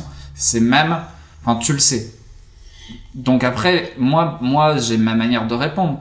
Mais ça a toujours été, du coup, cet aspect de pression. C'est ce qui m'a exclu aussi, entre guillemets, en soi, de soirée. À tort et à raison, en fait, je pense, aujourd'hui. Mais on devrait même pas avoir à se justifier, en fait, de pourquoi on boit pas. Mais c'est vrai que, enfin, moi finalement, presque j'en suis... J'ai la... Non, alors on va pas dire ce mot, on va pas dire j'ai la chance, mais moi j'ai l'excuse imparable depuis 3 ans quand on me demande pourquoi je bois pas, je dis, je suis alcoolique. En fait, heureusement, on insiste peu. Mais c'est vrai que on a toujours l'impression et tu l'assumes. Ça, c'est avec l'imaginaire que beaucoup de gens ont, oser dire, devant quelqu'un, je suis alcoolique, typiquement à quelqu'un que tu ne connais pas, il y a une charge. Moi je trouve ça très fascinant que t'arrives à l'assumer facilement. Mais peut-être parce que c'est ce qui m'a manqué aussi, en fait. C'est c'est une des raisons d'ailleurs pour lesquelles j'ai écrit ce bouquin, c'est qu'en fait, moi, franchement, parler de soi, c'est un intérêt vraiment zéro. Mais je me suis dit, si quelqu'un qui peut me ressembler pour telle ou telle raison, je sais pas, m'avait dit avant, ouais, je suis alcoolique, peut-être que moi j'aurais bu moins longtemps, ou peut-être que je me serais pas mis des mois et des mois et des mois de tous les jours 10 litres de bière dans la gueule. Enfin, juste en fait dire aujourd'hui quand on est une jeune femme, de dire ouais, je suis malade alcoolique, c'est aussi un peu politique. Et c'est une forme de protection, non? Parce que, pour te donner l'exemple, dans les soirées latines dans lesquelles je vais, c'est un des rares lieux où les gens savent que je ne bois pas et savent pourquoi. Et ça me protège, parce qu'en fait, si demain je venais à commander quelque chose, je pense que mes copines là-bas, ou les barman à qui j'en ai déjà parlé, me l'interdiraient tout de suite, ou en fait, ça serait une forme de protection. Et ça, avant, je l'assumais pas. Donc évidemment, mon problème d'alcool, il a traîné pendant des années, puisque j'étais la seule à le connaître, et donc je me laissais tenter, et j'en sortais pas. Ça, c'est super, justement. Et le jour où je l'ai dit... le dire, ça te permet de créer des mécanismes d'auto-exclusion. Et ça, typiquement dans le cadre des jeux d'argent, par exemple, qui sont une autre forme d'addiction, il y a des mécanismes d'auto-exclusion. On peut dire, tu peux à n'importe quel moment dire au casino, te faire interdire de casino parce que justement tu veux en sortir. Sur l'alcool, on n'a pas du tout ces mécanismes. C'est compliqué, c'est au supermarché, en libre accès, au frais, dans le rayon. Et puis le nom ne suffit pas, en fait. Le nom ne suffit pas. En fait, c'est quand même, c'est parce que, pourquoi est-ce que dès le début, j'ai décidé de dire, je ne bois pas parce que je suis malade alcoolique, c'est parce que aussi j'ai senti que le nom ne suffisait pas, et que finalement j'avais pas aussi la force, d'argumenter un nom qui suffisait pas. En gros, juste je bois pas. Je me suis dit, la personne va insister, pour peu que je sois pas très à l'aise avec le fait qu'il insiste, enfin bref, que la personne insiste. Mais oui, et en plus évidemment c'est même pas une question, la personne insiste. Mais ça sent le vécu. Mais la personne insiste à mort, et heureusement, quand on dit je suis malade alcoolique, heureusement on n'insiste pas beaucoup. Mais ça m'étonne pas que tu dises que la personne insiste. Enfin, moi j'ai l'impression que ça fait 3 ans que quand je rencontre quelqu'un pour la première fois, et qu'on est dans un cadre où on peut boire, et que je dis non je bois pas, et pour peu que par exemple cette fois-ci je dis pas je suis alcoolique, enfin, tu vois, j'essaie pas de justifier quoi, en fait, le pourquoi du comment je bois pas, et je constate quand même, alors heureusement voilà, ça dure pas forcément trop longtemps et tout, mais je constate que je déçois la personne, qu'il y a une espèce de truc, alors que ça dure pas très longtemps, mais tu déçois quoi, parce que t'as dit non, et donc il faut argumenter. Mais ça c'est dingue. Et toi, je pense que tu passes ta vie à argumenter quoi, en fait. Du coup, le truc c'est qu'aujourd'hui mon cercle amical etc sont au courant, et du coup, et en fait pour moi c'est devenu littéralement quelque chose qui est c'est devenu un red flag entre guillemets, qu'une personne me pousse entre guillemets pour qu'elle soit amie avec moi. Je vais lui expliquer une fois, si elle me pousse à boire, voir qu'elle fait ce que certains ont pu faire, notamment on parle des quelques soirées où j'ai pu être invité. Il y a une soirée où j'ai dû boire un verre d'alcool, où c'était de la vodka mis dans du jus d'orange, mais parce qu'à force qu'ils insistent, etc. En fait, même j'ai dit non toute la soirée, ça leur a pas suffi, ils m'ont donné ce verre-là devant moi, machin, etc. Et je l'ai bu en ayant le goût que j'aime pas, parce que je savais qu'il y avait dedans. Il y avait le fond d'alcool, etc. Il y avait le truc où moi je me sentais pas à l'aise. C'est grave de forcer. Oui, clairement. Enfin... Et en tout cas, et les gens en question sont plus des amis aujourd'hui du tout. Et enfin, c'est depuis longtemps. Mais en tout cas, ça s'est passé à cette soirée-là. Et pourtant, j'ai passé mon temps pendant la soirée à me justifier, à dire que non, je buvais pas. Notamment, moi, l'argument numéro 1, c'est j'aime pas ça. Et après, on me dit oui, mais tiens, t'as pas essayé ça, t'as pas machin. Et du coup, on te fait le truc de ce que font les adolescents quand ils découvrent l'alcool. Ils aiment pas l'alcool, donc ils mettent ça dans un jus de fruits avec de la vodka ou avec d'autres alcools qui sont juste là pour alcooliser, pas pour vraiment avoir il n'y a pas un intérêt gustatif énorme entre guillemets à mettre de la vodka dans un jus de fruits. Ah bah adolescent, non, il y a assez peu d'intérêt gustatif. Et dans l'occurrence, il y avait aucun intérêt gustatif et c'est même pas genre aujourd'hui, quelqu'un qui vient me présenter, en fait, je suis très ouvert même juste à tremper mes lèvres pour découvrir quelque chose. Par exemple, j'ai déjà goûté, c'est quoi le goût qu'a un rhum en fait, juste tremper mes lèvres et c'est tout. Et c'est mon choix. Et même tu vois, quand je demandais aux gens, juste par intérêt, moi gustatif, pour savoir ne serait-ce que est-ce qu'il y a un alcool qui me plaît dans la vie ou non, ou est-ce que vraiment il y a genre toutes les boissons alcoolisées je les aime pas et c'est tout, même quand je demandais juste un fond de verre, je me retrouvais toujours avec trop et en mode c'est pas grave. Et moi je disais si c'est gâché, je te dis tu mets juste un fond, mon seul objectif c'est de savoir le goût que ça, c'est tout, c'est pas de le boire vraiment. Ça suffit pas aux gens, il faut toujours qu'ils te mettent un quart de verre, qu'ils te mettent une portion. Enfin. C'est là que tu vois la place de l'entourage. C'est pour moi qui suis à 4 mois d'abstinence, mon entourage a complètement changé. Aujourd'hui, je suis entourée de personnes pour qui l'alcool n'est même pas un sujet, des copines qui ont tendance à prendre naturellement alors qu'elles boivent occasionnellement, mais si on se fait une terrasse, elles vont prendre quelque chose. Un cocktail sans alcool, un Perrier, voilà, et ça change la vie d'avoir des gens comme ça. Et donc du coup, je pense qu'il y a cette place de l'entourage. Et j'aimerais que tu nous dises un peu, Charlotte, toi, est-ce qu'il y a eu un changement à ce niveau-là? Et j'aimerais aussi beaucoup qu'on revienne sur le livre, parce qu'on n'a pas assez parlé du livre. Et ça m'intéresse de savoir un peu les coulisses derrière ce livre, c'est-à-dire... Est-ce que t'écrivais déjà avant? Comment la maison d'édition arrive dans tout ça? Et puis, tu es publié, là tu fais la promo, enfin, ça m'intéresse vraiment de savoir ce qu'il y a derrière. On commence par l'entourage ou on commence... Ouais, comme tu veux. C'est que je vois le temps tourner et il y a encore tellement de choses que j'ai envie de te demander. Moi, mon entourage a pas...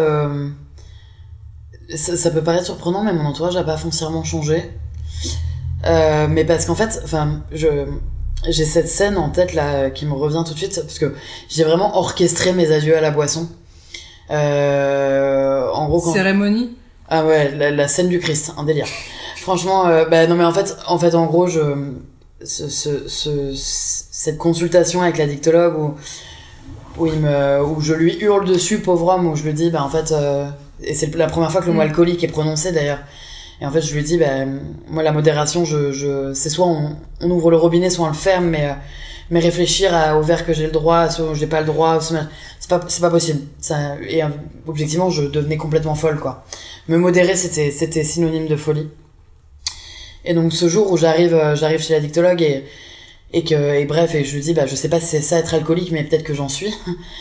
Et qui me met sous traitement et il me dit mais par contre ce traitement en fait donc traitement pour sevrage alcoolique que je prends encore en fait aujourd'hui et en fait il me dit mais par contre c'est pas une goutte à partir du jour où vous prenez le traitement il y a plus une goutte et donc moi je me dis bon je vais dire adieu à la boisson parce qu'il est hors de question que mon dernier verre bu soit une bière que j'ai oubliée franchement non hors de question donc vraiment j'orchestre un peu mais je sais pas, j'avais besoin de ces adieux, quoi. Vraiment, j'avais besoin de ces adieux, même si j'étais très intimement convaincue que j'allais reboire. Parce que je voyais pas comment ça pouvait tenir. Mais je revois cette scène, vraiment avec mon dernier verre à la main, là. Une coupe de champagne, très bourge. Vraiment, mais vraiment, cette coupe de champagne, Ça là. dépend du prix du champagne. Et je m'étais fait, j'avais fait un truc que je ne faisais jamais. C'est pour ce dernier verre. Alors, j'étais restauratrice à l'époque. Donc, souvent, je buvais quand même un peu à domicile. Mais là, j'étais allée chez le caviste. Chose que je ne faisais jamais. Et j'avais acheté des trucs vraiment, mais ouais, j'avais besoin, quoi. Vraiment, j'avais besoin. Ça m'a coûté une fortune, mais j'avais besoin. Cette dernière coupe, et je me rappelle me dire, c'est terrible, j'arrête de boire. Alors en plus, j'arrêtais quand même beaucoup de boire à ce moment-là. En tout cas, aujourd'hui, j'ai plein de bonnes raisons de rester sobre et qui m'appartiennent et qui sont des raisons de rester sobre pour moi. Mais c'est vrai qu'à l'époque, j'arrête quand même globalement parce qu'on me met sous traitement et que c'est un traitement qui est absolument incompatible avec une goutte d'alcool. Et j'arrête de boire parce que ma compagne va me quitter si en gros je lui montre pas qu'au moins j'essaie, quoi. Mais donc en fait c'est un peu ça qui m'anime à ce moment-là, mais globalement je le fais pas trop pour moi, quoi. Moi je vois pas trop ce que j'ai à y gagner dans l'histoire. Aujourd'hui je vois qu'il y a plein de choses à y gagner, mais et ce dernier verre je me dis j'arrête de boire, donc je vais devenir super chiante, c'est un fait, j'en suis intimement convaincue. Et du coup, vu que je vais devenir super chiante, je vais perdre tous mes potes. Parce qu'en fait, en gros, moi j'ai quand même aussi beaucoup bu pour me faire aimer. En tout cas, j'avais l'impression que c'était une manière qu'on m'aime. Parce que j'étais sûre que c'était une manière d'être drôle. Et qu'on aimait bien les gens drôles. C'était une manière... mais en gros, comme si... alors moi, je pense que être... moi bourré ça restait moi je me suis caché tellement de fois derrière le truc de c'est pas moi, c'est mon double bourré. Non, c'était juste moi en fait, mais il y avait ce truc où j'étais sûre que la personne que je montrais bourré était une personne qui était aimable, ou en tout cas capable d'être aimée, quoi. Et donc on m'enlevait ce truc là, je me dis en fait je vais plus être drôle, je vais plus être aimable, et je vais perdre tous mes potes. Et en fait, surtout, pourquoi est-ce que mes potes seront encore mes potes, puisqu'en fait, je vais devenir quelqu'un de différent et que je vois pas pourquoi on resterait potes, quoi. Enfin, vraiment, voilà, qu'est-ce qu'on va partager? Et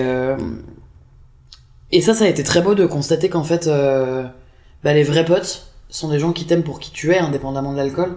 Et ma compagne aussi, en fait, d'ailleurs, j'ai la chance qu'elle ait rencontré quelqu'un qui, certes, était probablement déjà malade alcoolique, mais qui, en fait, elle a réussi elle a vu quelqu'un aussi sans alcool, et en fait je suis encore avec cette personne, mais parce qu'elle a vu la personne avec et sans alcool. Et je pense que mes potes, j'ai gardé vraiment ce noyau dur de copains, mais alors il y en a plein quand même que j'ai arrêté de voir, mais parce qu'en fait c'était des copains de picole et que finalement on n'avait pas grand chose à se raconter une fois qu'on enlevait l'alcool, quoi. Mais finalement moi je suis sûr que les premiers mois d'abstinence, j'ai tenu aussi et beaucoup parce que j'ai un entourage ultra... ils sont vraiment dans le soutien. Et dès le lendemain, parce qu'en fait, moi, je me suis dit, mais j'arrête de boire, mais je veux continuer à avoir mes potes, je veux continuer surtout à vivre, et je suis quand même plutôt de nature très fêtarde. Et j'avais ce truc de me dire, l'enfer. Et en fait, dès le lendemain, j'étais en soirée, et dès le lendemain, mes potes apporter des boissons qu'ils étaient allés trouver dans la seule cave sans alcool de Paris. Ils avaient fait des bornes en vélo, et ils étaient venus avec leurs boissons en mode, bon allez, Charlie, on va rendre ça sexy, t'inquiète, allez, on va faire ça, et on va quand même danser. Et évidemment que ce soir-là, j'ai été incapable de danser parce que j'avais j'avais pas de courage, en fait, parce que moi, mon courage, je l'avais toujours trouvé dans l'alcool, et donc là, d'un coup, j'étais là, non, c'est hors de question, je peux pas danser dans l'alcool. Mais mes copains sont quand même beaucoup restés, heureusement, j'ai quand même un noyau dur qui est resté le même, mais je me rends compte quand même qu'il s'est concentré. J'ai gardé que la crème de la crème, quoi. Voilà. Mais qui, heureusement, était quand même présent dès le premier jour, quoi. Voilà.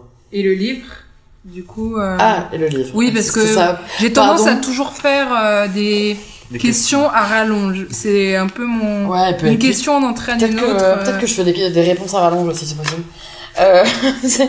Et le livre, en fait, pourquoi ce livre? Comment ce livre? L'idée du livre est pas venue tout de suite. Enfin, j'ai pas arrêté de boire et je me suis pas dit, j'arrête de boire, je vais raconter mon histoire. Non. Non, bah, surtout qu'en plus, ce qui s'est passé quand même, c'est que quand j'ai arrêté de boire, il y a quand même eu, enfin, moi, il y a pas eu un glow, hein. Il y a pas eu un truc, tac, j'arrête de boire, tout va bien. Je pense pas que, enfin, quand on est malade de l'alcool, peut-être que tu connais aussi ces trucs-là, mais... Bah, j'ai connu le super nuage rose des 60 premiers jours. Et après, le rebond, c'est-à-dire rien ne s'améliore, voire ça s'empire, mais t'as plus l'alcool pour masquer le problème. Donc là, en ce moment, je suis dans la phase un peu de dur, où ça glow down, tu vois. Ça glow down, ouais, à part tout le monde me voit et me dit, tiens, c'est dingue, qu'est-ce que t'as maigri, ton visage il est apaisé, qu'est-ce que t'as glow up, mais intérieurement, ça glow down. Hein. Mais je pense que c'est les étapes... Mais parce qu'on imagine un peu le truc de... on arrête de boire, on perd 10 kilos, on a une super peau, oui, et c'est incroyable. Parce que le premier mois, c'était ça, mais le premier mois, c'était magique. Tu vois, j'étais une machine de guerre, j'ai produit plein de trucs, j'ai écrit plein de trucs, j'étais plus repartie depuis des années, paf, je me prends un voyage, enfin, c'était incroyable. Et d'un coup, bah, paf, t'as toutes tes emmerdes qui reviennent, mais fois 10, et tu peux plus les masquer. Et il y a eu un moment aussi, bah là récemment, où clairement, qu'est-ce que je m'emmerdais, je voyais plus un peu ce que je voulais faire, j'avais l'impression que il y avait plein de choses que j'avais plus trop envie de faire parce que les soirées ne sont plus les mêmes, tu vois, enfin, ouais, j'ai eu un moment un peu pas cool. Je pense qu'il va durer aussi un moment parce que la substance n'est plus là, mais les problèmes émotionnels qui étaient masqués par l'alcool sont toujours là, voire amplifiés. Et c'est ça maintenant qu'il faut traiter, on est dans le dur. C'est le fond, c'est plus la forme. C'est quoi. le fond. Ouais. Et tout comme toi, j'écris, et c'est pour ça que j'ai vraiment envie de savoir comment on en arrive à publier un livre. Parce que c'est une des choses qui me raccroche, si tu veux, en ce moment, c'est que tout ça, je l'écris, et je me dis, à un moment, j'en ferai quelque chose, et ça me permet de tenir. Et ça permet d'aider d'autres, potentiellement. Parce qu'en fait, moi, c'est ça. C'est ça, en fait, en gros, pourquoi écrire, c'est que, bon, donc du coup, enfin, j'arrête de boire pendant 6 mois, globalement, moi, c'est vraiment 6 mois de down, mais bien costaud, parce qu'en fait, je suis épuisé, quoi. Mais je pense que c'est le manque aussi, hein. J'ai un gros manque. Et je me réveille avec des suées, des tremblements, enfin, bon, c'est le manque, quoi. Et en fait, il y a un livre qui accompagne, mon parcours de sobriété à ce moment-là, qui est un super livre, qui a été écrit par Claire Touzard et qui s'appelle Sans alcool. Et dans ce livre, elle raconte du coup son parcours de sobriété, jour 1, jour 2, jour 3, enfin voilà, c'est vraiment comme un espèce de journal de bord. Et ce livre est super, mais donc raconte l'après, enfin à partir du moment où on pose le verre, quoi. Et moi, pendant que je lis ce livre, qui me fait quand même beaucoup de bien, parce que je me dis, je suis pas toute seule, peut-être. Mais en fait, quand je le lis, je me dis, putain, mais elle buvait quoi? Et pourquoi elle buvait, elle? Et en fait, vraiment, moi, je me dis, mais pourquoi? Enfin, et en fait, surtout, je me dis, mais comment elle se défonçait? Et vraiment, c'est ce truc-là, parce qu'en fait, moi, j'en étais alors, certes, ce que je montrais, c'était pas du tout de la défonce. Ce que je montrais aux gens, c'était de l'alcool plutôt très social, ultra bonne vivante, enfin voilà. Mais dans les faits, je me défonçais, quoi. Je me défonçais la gueule. Et donc, je me dis, mais comment elle se défonçait? Et comment elle passait inaperçue, cette personne? Et donc il y a ce truc un peu qui germe, et parallèlement, du coup, j'arrête de boire, et en fait, tout de suite, je me dis, en fait, il faut que je le dise aux gens. Parce que vu qu'ils m'ont connue toujours hyper fêtarde, il va y avoir un truc bizarre. Et puis par ailleurs, j'ai quand même toujours mon resto, et donc toujours cette tireuse, et donc toujours ce truc où je tire les gens, et je me dis, en fait, si je le verbalise pas dès le premier jour, on va avoir un problème, quoi. Enfin, clairement, ça va être la merde. Et en fait, ce qui se passe, c'est que donc dès le lendemain, on me dit, Charlie, tu bois pas? Et là, je suis bien emmerdée, et donc je leur dis, non, je bois pas parce que, en fait, je suis alcoolique, donc je vais essayer de ne pas boire. Et là, ce qui se passe, en fait, c'est que tout le monde me répond, mais tu déconnes, Charlie, t'es pas alcoolique. Et en fait, ils ont pas tort de répondre ça, parce qu'en fait, en effet, moi, je leur ai pas montré.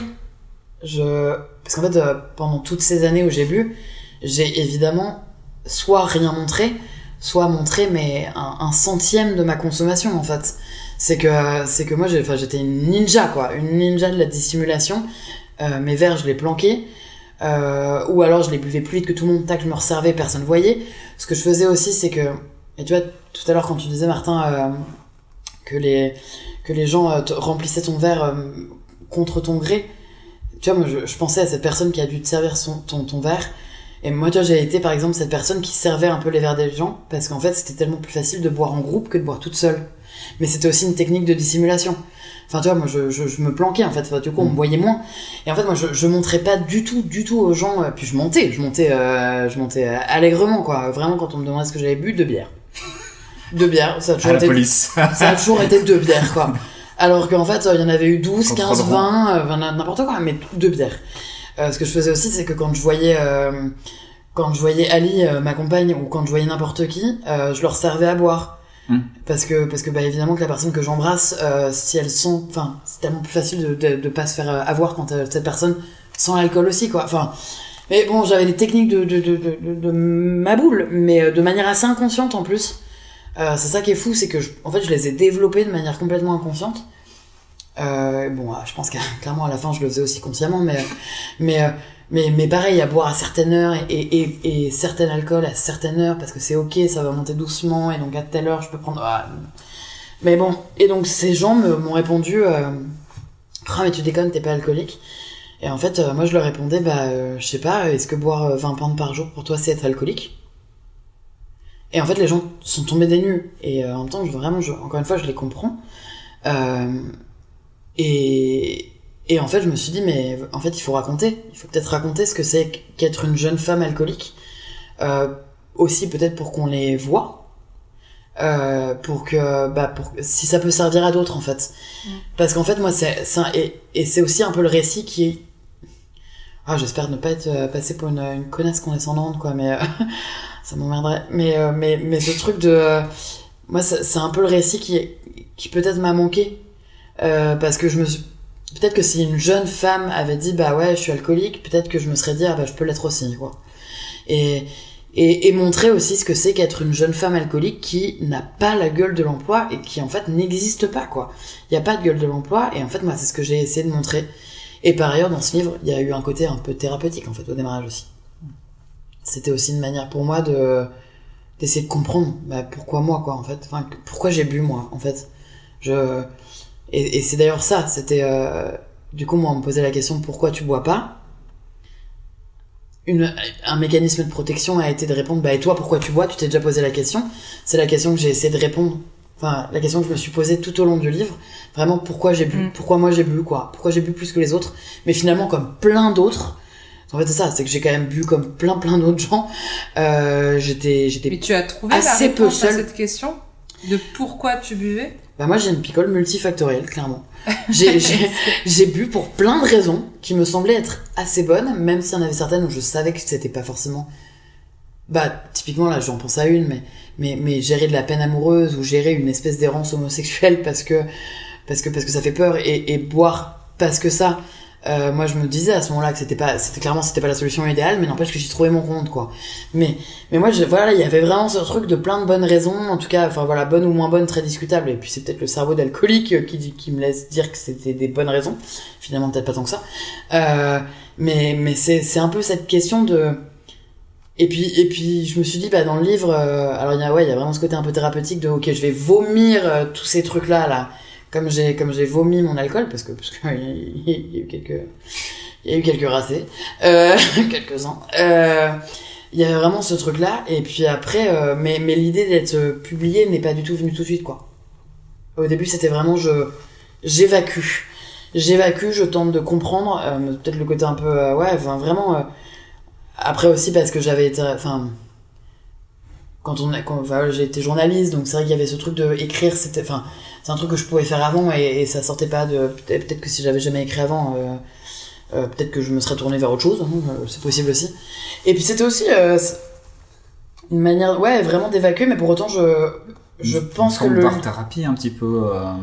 Ouais, mais je pense que par contre le livre serait pas sorti si... en tout cas, j'aurais pas eu le souhait de le sortir s'il était que thérapeutique. Parce que je pense que en tout cas, moi je me serais mise en danger si le livre avait été uniquement thérapeutique, parce que dans les faits je me fous quand même vraiment à poil dans ce bouquin. Je me dis je raconte mon histoire, mais je me dis que ça dresse aussi le portrait d'une société et qui pousse à la consommation et plein de mécanismes qui qui finalement sont ceux de notre génération, sur du pourquoi patriarcat aussi. Du patriarcat, enfin, de toutes ces raisons qui font notre société d'aujourd'hui, le capitalisme, plein de trucs. Enfin, voilà, en fait, c'est, finalement, je suis un peu un produit à consommer pour un tas de raisons qui sont aussi des raisons de société. Mais je pense que voilà, s'il y avait eu ce côté uniquement brut de c'est mon histoire et j'aurais été pas prête en fait. Enfin, ça aurait été trop violent à la sortie. Il faut faut essayer de s'en extraire, quoi, aussi. Oui, surtout après, il y a aussi tous les mécanismes de devoir se faire accepter par un éditeur, avoir un fond qui a un intérêt aussi de son point de vue, je pense.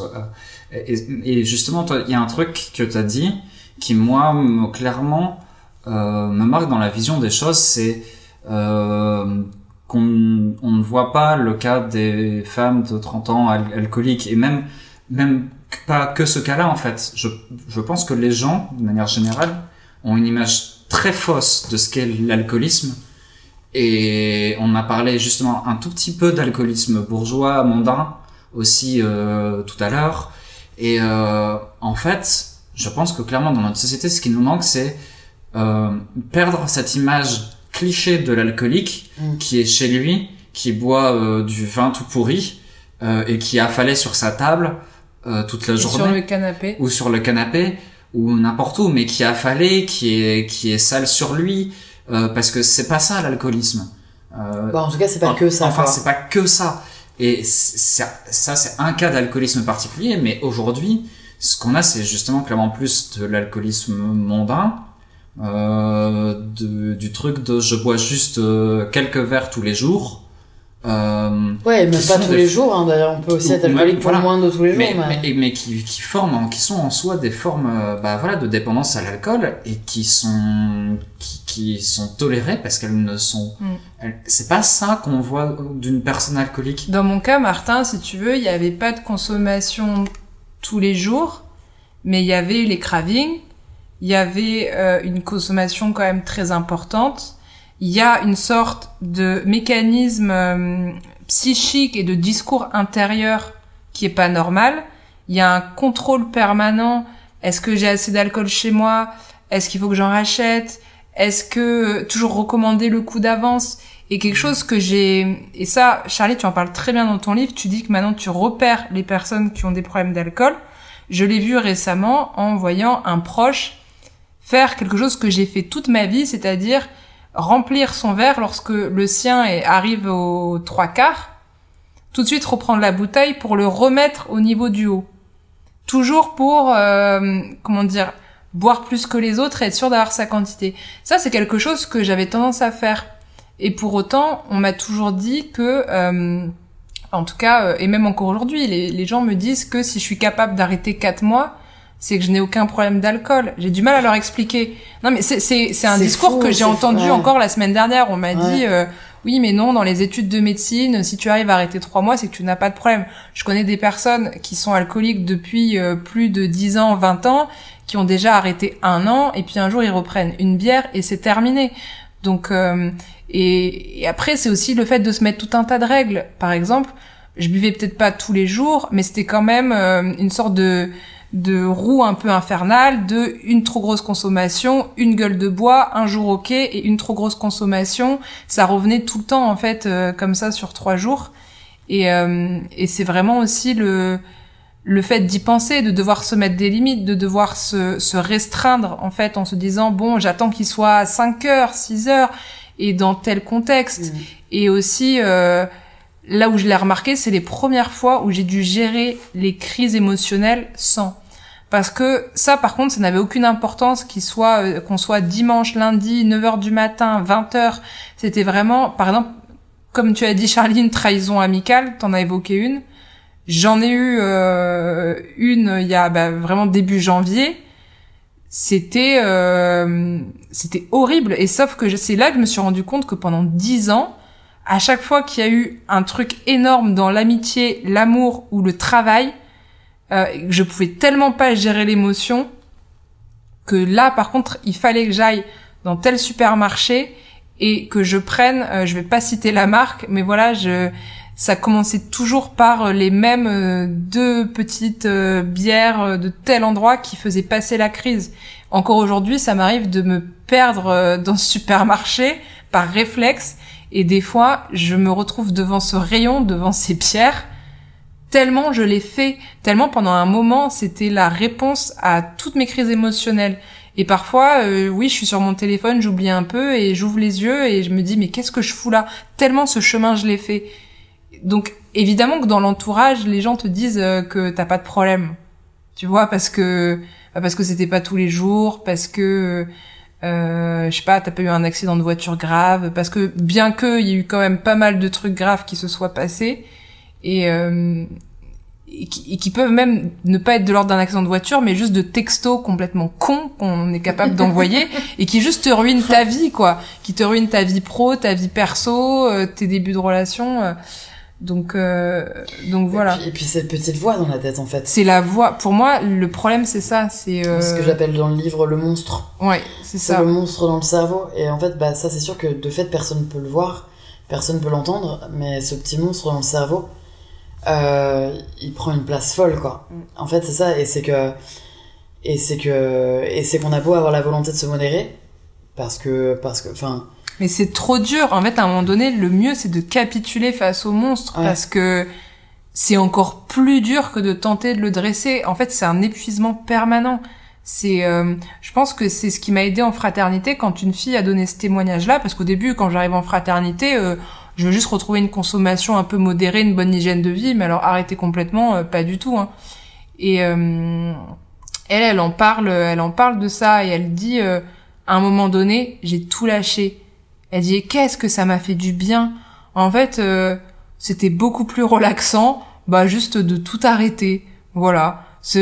Comme ça, je me prenais plus la tête, je me laissais guider par les choses, c'est écrit, ça doit arriver, et c'est ce qui m'a inspiré dans son discours. Et c'est vrai que l'entre-deux, enfin, la modération quand on est malade alcoolique ou quand on a des comportements addictifs, la modération, alors, je pense que pour certains, elle est possible et tant mieux, pour ceux pour qui c'est possible. Mais c'est vrai que, enfin, moi je sais que la période de modération, du coup, en tout cas la période de diminution, mais donc de modération, entre le moment où j'ai atterri chez l'addictologue et le moment où j'ai vraiment arrêté de boire, honnêtement, c'est les pires 2 mois de ma vie. Mais vraiment, terrible. J'avais juste envie de crever et je comprenais pas, en fait. Et d'ailleurs, c'est le moment où il a été plus ou moins décidé, mais sans trop que j'en sache, en fait, que on m'avait donné, mes proches m'avaient donné 3 mois, et sinon sinon ils allaient m'hospitaliser, parce que, enfin, vraiment, je devenais folle, quoi, vraiment folle. Et en fait, parce que faire taire la voix, c'est, j'ai l'impression qu'on parle de Secret Story, quoi. La voix, c'est la voix. Ici, la voix. Mais faire taire ce petit truc, enfin, mais en effet, c'est comme tu dis, quoi, c'est tellement plus facile de dire, en fait, c'est non. Y a pas de zone grise, quoi. C'est soit on ouvre le robinet, soit on le ferme. Mais l'entre-deux, moi, enfin, d'ailleurs, c'est ce que j'ai dit à Addicto, c'est pas possible, ou alors si, mais j'y pense tout le temps. Et y penser tout le temps, mais du coup, pour conclure, avant que Martin peut-être ajoute ses dernières questions, parce que je pense qu'il en a quand même à poser, est-ce que tu peux donner les conseils que tu donnerais à quelqu'un qui souffre de dépendance, mais aussi des conseils pour les personnes comme Martin qui sont des proches de malades alcooliques, parce que c'est aussi difficile pour les proches, et c'est-à-dire par exemple quand ils savaient qu'on allait faire l'interview tous ensemble, tout de suite il m'a dit qu'est-ce que je dois faire en particulier, est-ce que je dois cacher les bières du frigo, comment je peux faire en sorte que vous soyez à l'aise. Donc je sais que c'est aussi c'est des réflexes que j'ai, mais moi c'est parce que justement j'ai des proches qui peuvent avoir des problèmes, que ce soit sur de l'addiction, mais que ce soit sur d'autres choses. Par exemple, j'ai une amie qui est autiste, qui a divers troubles, etc. Qu'est-ce que j'ai fait avant qu'elle vienne ici? Je lui ai pris des photos de l'appartement, qu'elle s'habitue, en fait. Donc, en fait, c'est juste, moi, parce que là, dans ce cadre-là, je vous reçois chez moi. Donc, pour moi, c'est important que les gens se sentent bien, se sentent à l'aise. C'est très attentionnel. mais wow. du coup, typiquement, mais peu de gens le font, hein, Martin. Mais personne se pose cette question. Enfin, mais c'est parce que tu connais le sujet, en fait. Mais c'est parce que je connais le sujet et des sujets qui sont proches et qui, moi, me sont proches. Moi, par exemple, je suis extrêmement anxieux quand je dois me rendre dans un nouveau lieu, même si c'est chez un ami. C'est quelque chose qui me rend anxieux. Ou, par exemple, des questions d'horaire. Par exemple, que quelqu'un soit en retard, c'est quelque chose qui me rend personnellement très anxieux. Et du coup, en fait, j'ai besoin de savoir à la personne en face, de rentrer dans ce dialogue-là. Et typiquement, moi, ce que je vais souvent dire, ça permet d'ouvrir le dialogue sur, moi, ça me rendra anxieux. Par exemple, si t'es en retard, t'as dit que tu venais à 17h, si tu as 30 minutes de retard, préviens-moi, parce que ça va me rendre anxieux. Ça permet d'ouvrir aussi ces dialogues-là, et de s'ouvrir aussi dans des amitiés, où, tu vas parler de tes problèmes, en fait, en soi, et, de rendre les gens, confortables, à l'aise. Parce que, là, je sais que typiquement, toi, ou Lucie, vous avez des problèmes autour de l'alcool.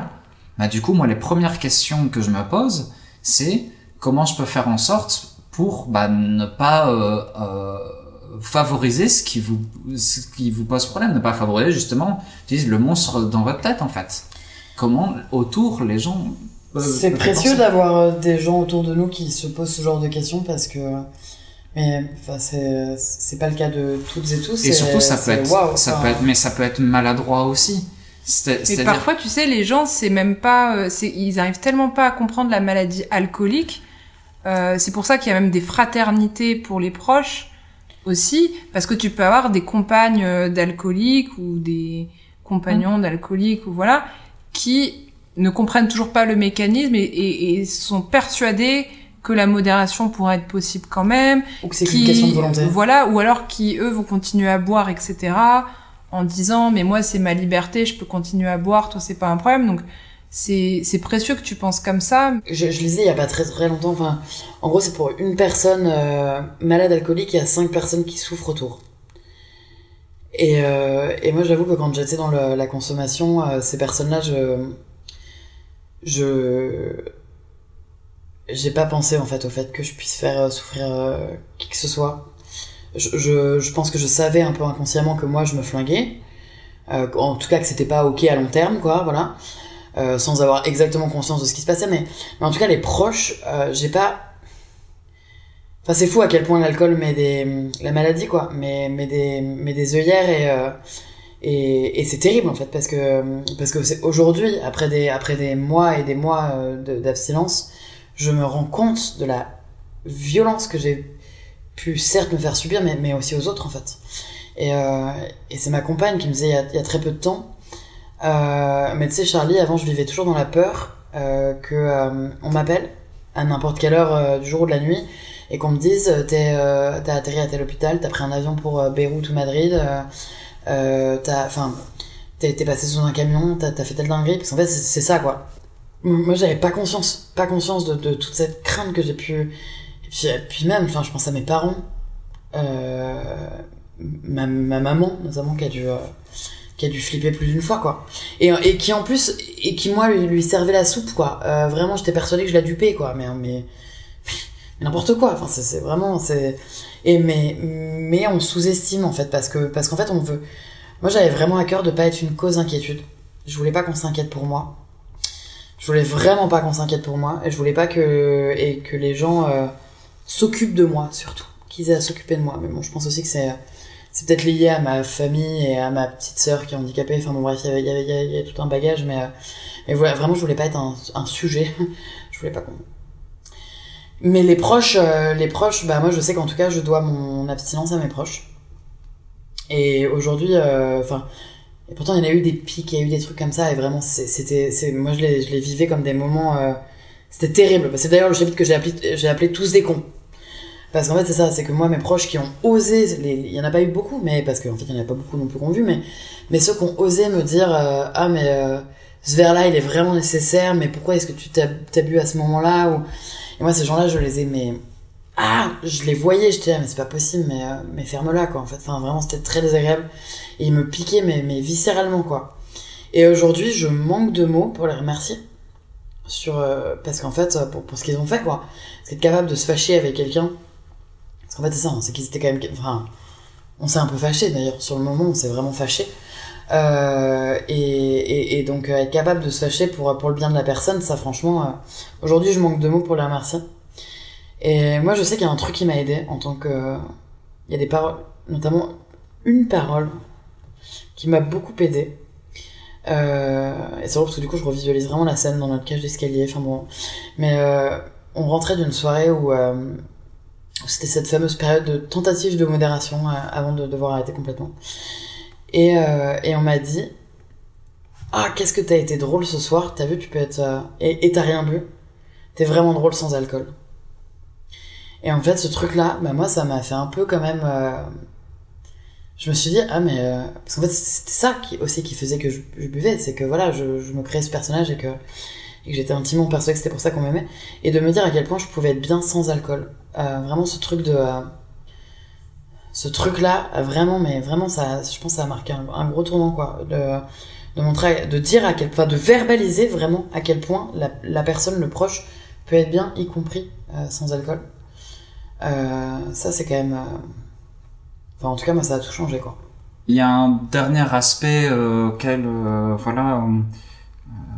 je souhaitais discuter, c'est justement, t'as une exposition qui est présente là, maintenant, sur le net et en milieu médiatique, même si t'as un passé qui t'y a un petit peu préparé. Est-ce que ça te pousse à ressentir une forme de pression cyberharcèlement. Je parle pas de la bière, voilà, de ressentir la pression, mais parce que tu vas retrouver tous les travers qu'on va retrouver sur les réseaux sociaux aujourd'hui. Quand on est militant, on va avoir toujours l'aspect pureté militante, où on te considère pas assez bien. On te considère trop verbal, tu dis trop tes problèmes, ou à l'inverse, t'en dis pas assez, tu t'exprimes pas sur telle chose. Mais sur Internet, de toute façon, quoi que tu fasses, ça me fait penser à ta vidéo que tu as faite pour le média Le Crayon, c'est pour ça, tu vois. Exactement. J'allais dire, il y a un avant et un après cette vidéo-là. Franchement, au démarrage, je dois dire que je suis quand même entourée de vraiment beaucoup de bienveillance. Et au contraire, je reçois plutôt beaucoup de messages de merci, de soutien, et franchement, ça fait tellement chaud au cœur. Enfin, et puis, il y a vraiment ce truc des gens qui remercient parce que, merci, parce que même des gens qui ont pas de problème d'alcool, en fait, et c'est ça qui est trop chouette aussi, de pouvoir aller chercher des gens qui, juste, sont intéressés par le fait de se questionner, mais qui pour autant n'ont pas de comportement addictif, mais juste vu que l'alcool fait partie de notre société, pourquoi est-ce qu'on se questionnerait pas dessus, quoi, en fait. Et ça fait vraiment, vraiment chaud au cœur. Et donc globalement, jusqu'à il y a peu de temps, ça se passait plutôt très bien.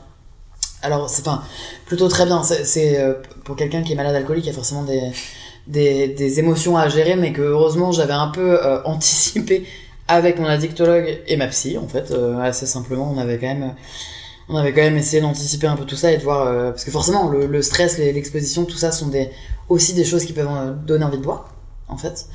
Mais oui, il y a eu cette vidéo donc sur un média, Le Crayon, voilà.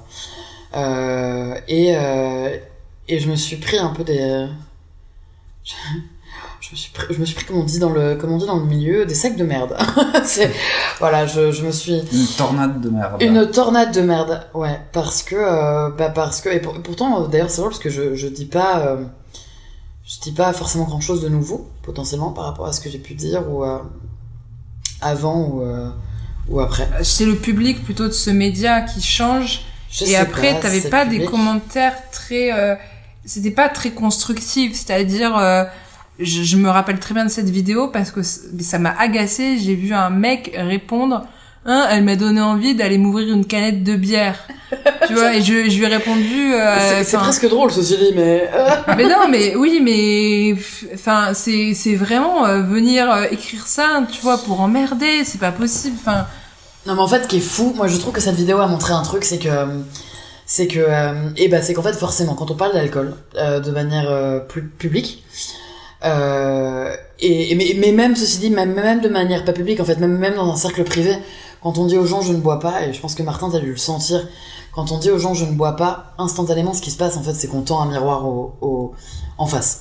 Ils pensent tout de suite qu'on veut interdire définitivement l'alcool, les priver eux d'alcool. C'était ça, hein, les commentaires que ouais, t'as eu. alors que moi, je suis tellement pas hygiéniste, et franchement, ouais. vraiment, je prône pas du tout une abstinence pour tout le monde, et j'envie même, en fait, d'ailleurs, je suis profondément admirative des gens qui arrivent à se modérer,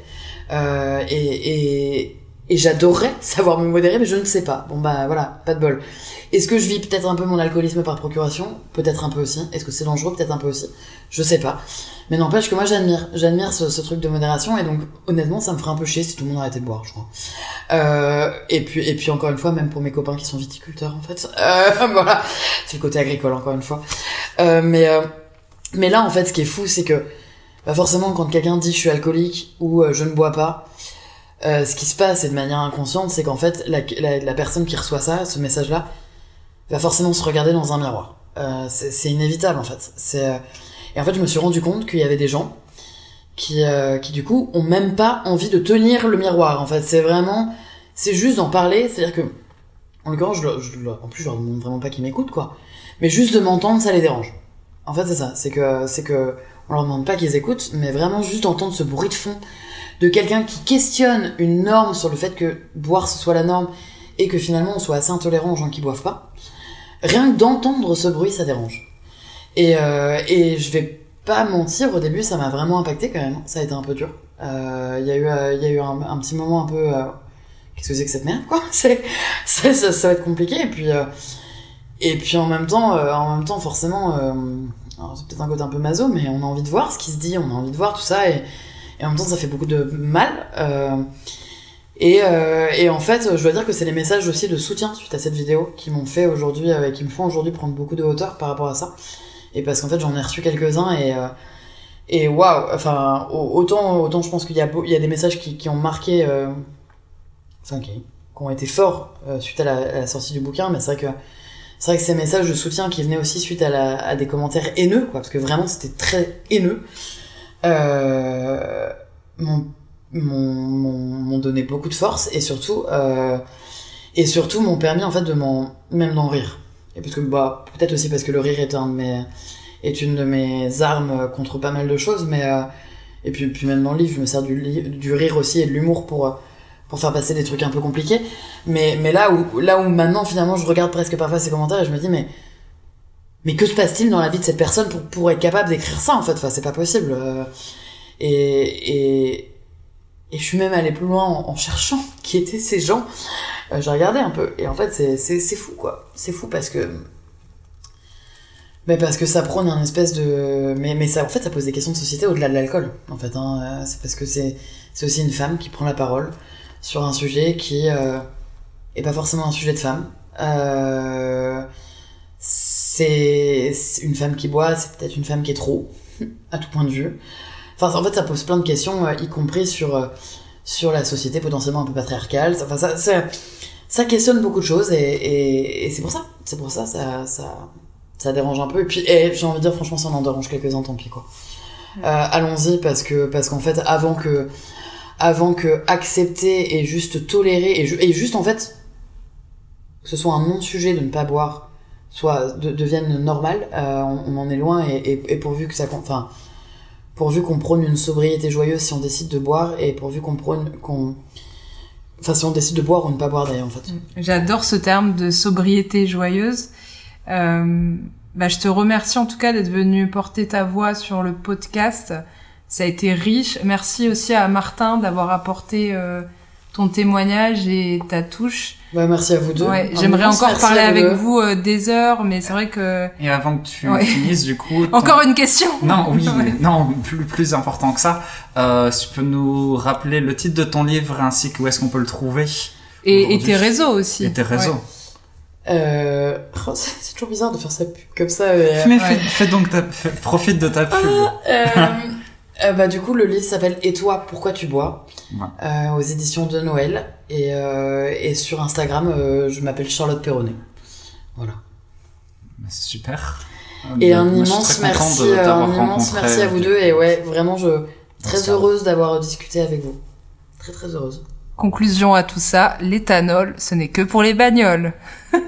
J'adore. À bientôt sur À Voix Libre.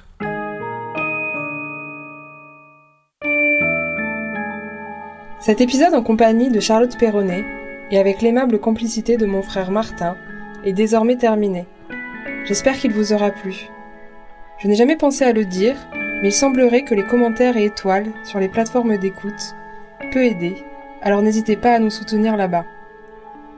Encore merci à Charlotte Perronnet, Martin Passard, Alexandre Bertholin au montage, mais aussi Nicolas Parent, Florent Alibert et Alice Haé, grâce à qui toute cette aventure est possible.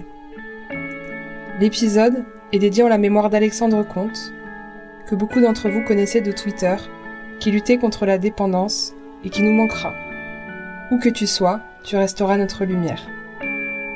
À bientôt sur À Voix Libre, et d'ici là, n'oubliez pas, engagez-vous.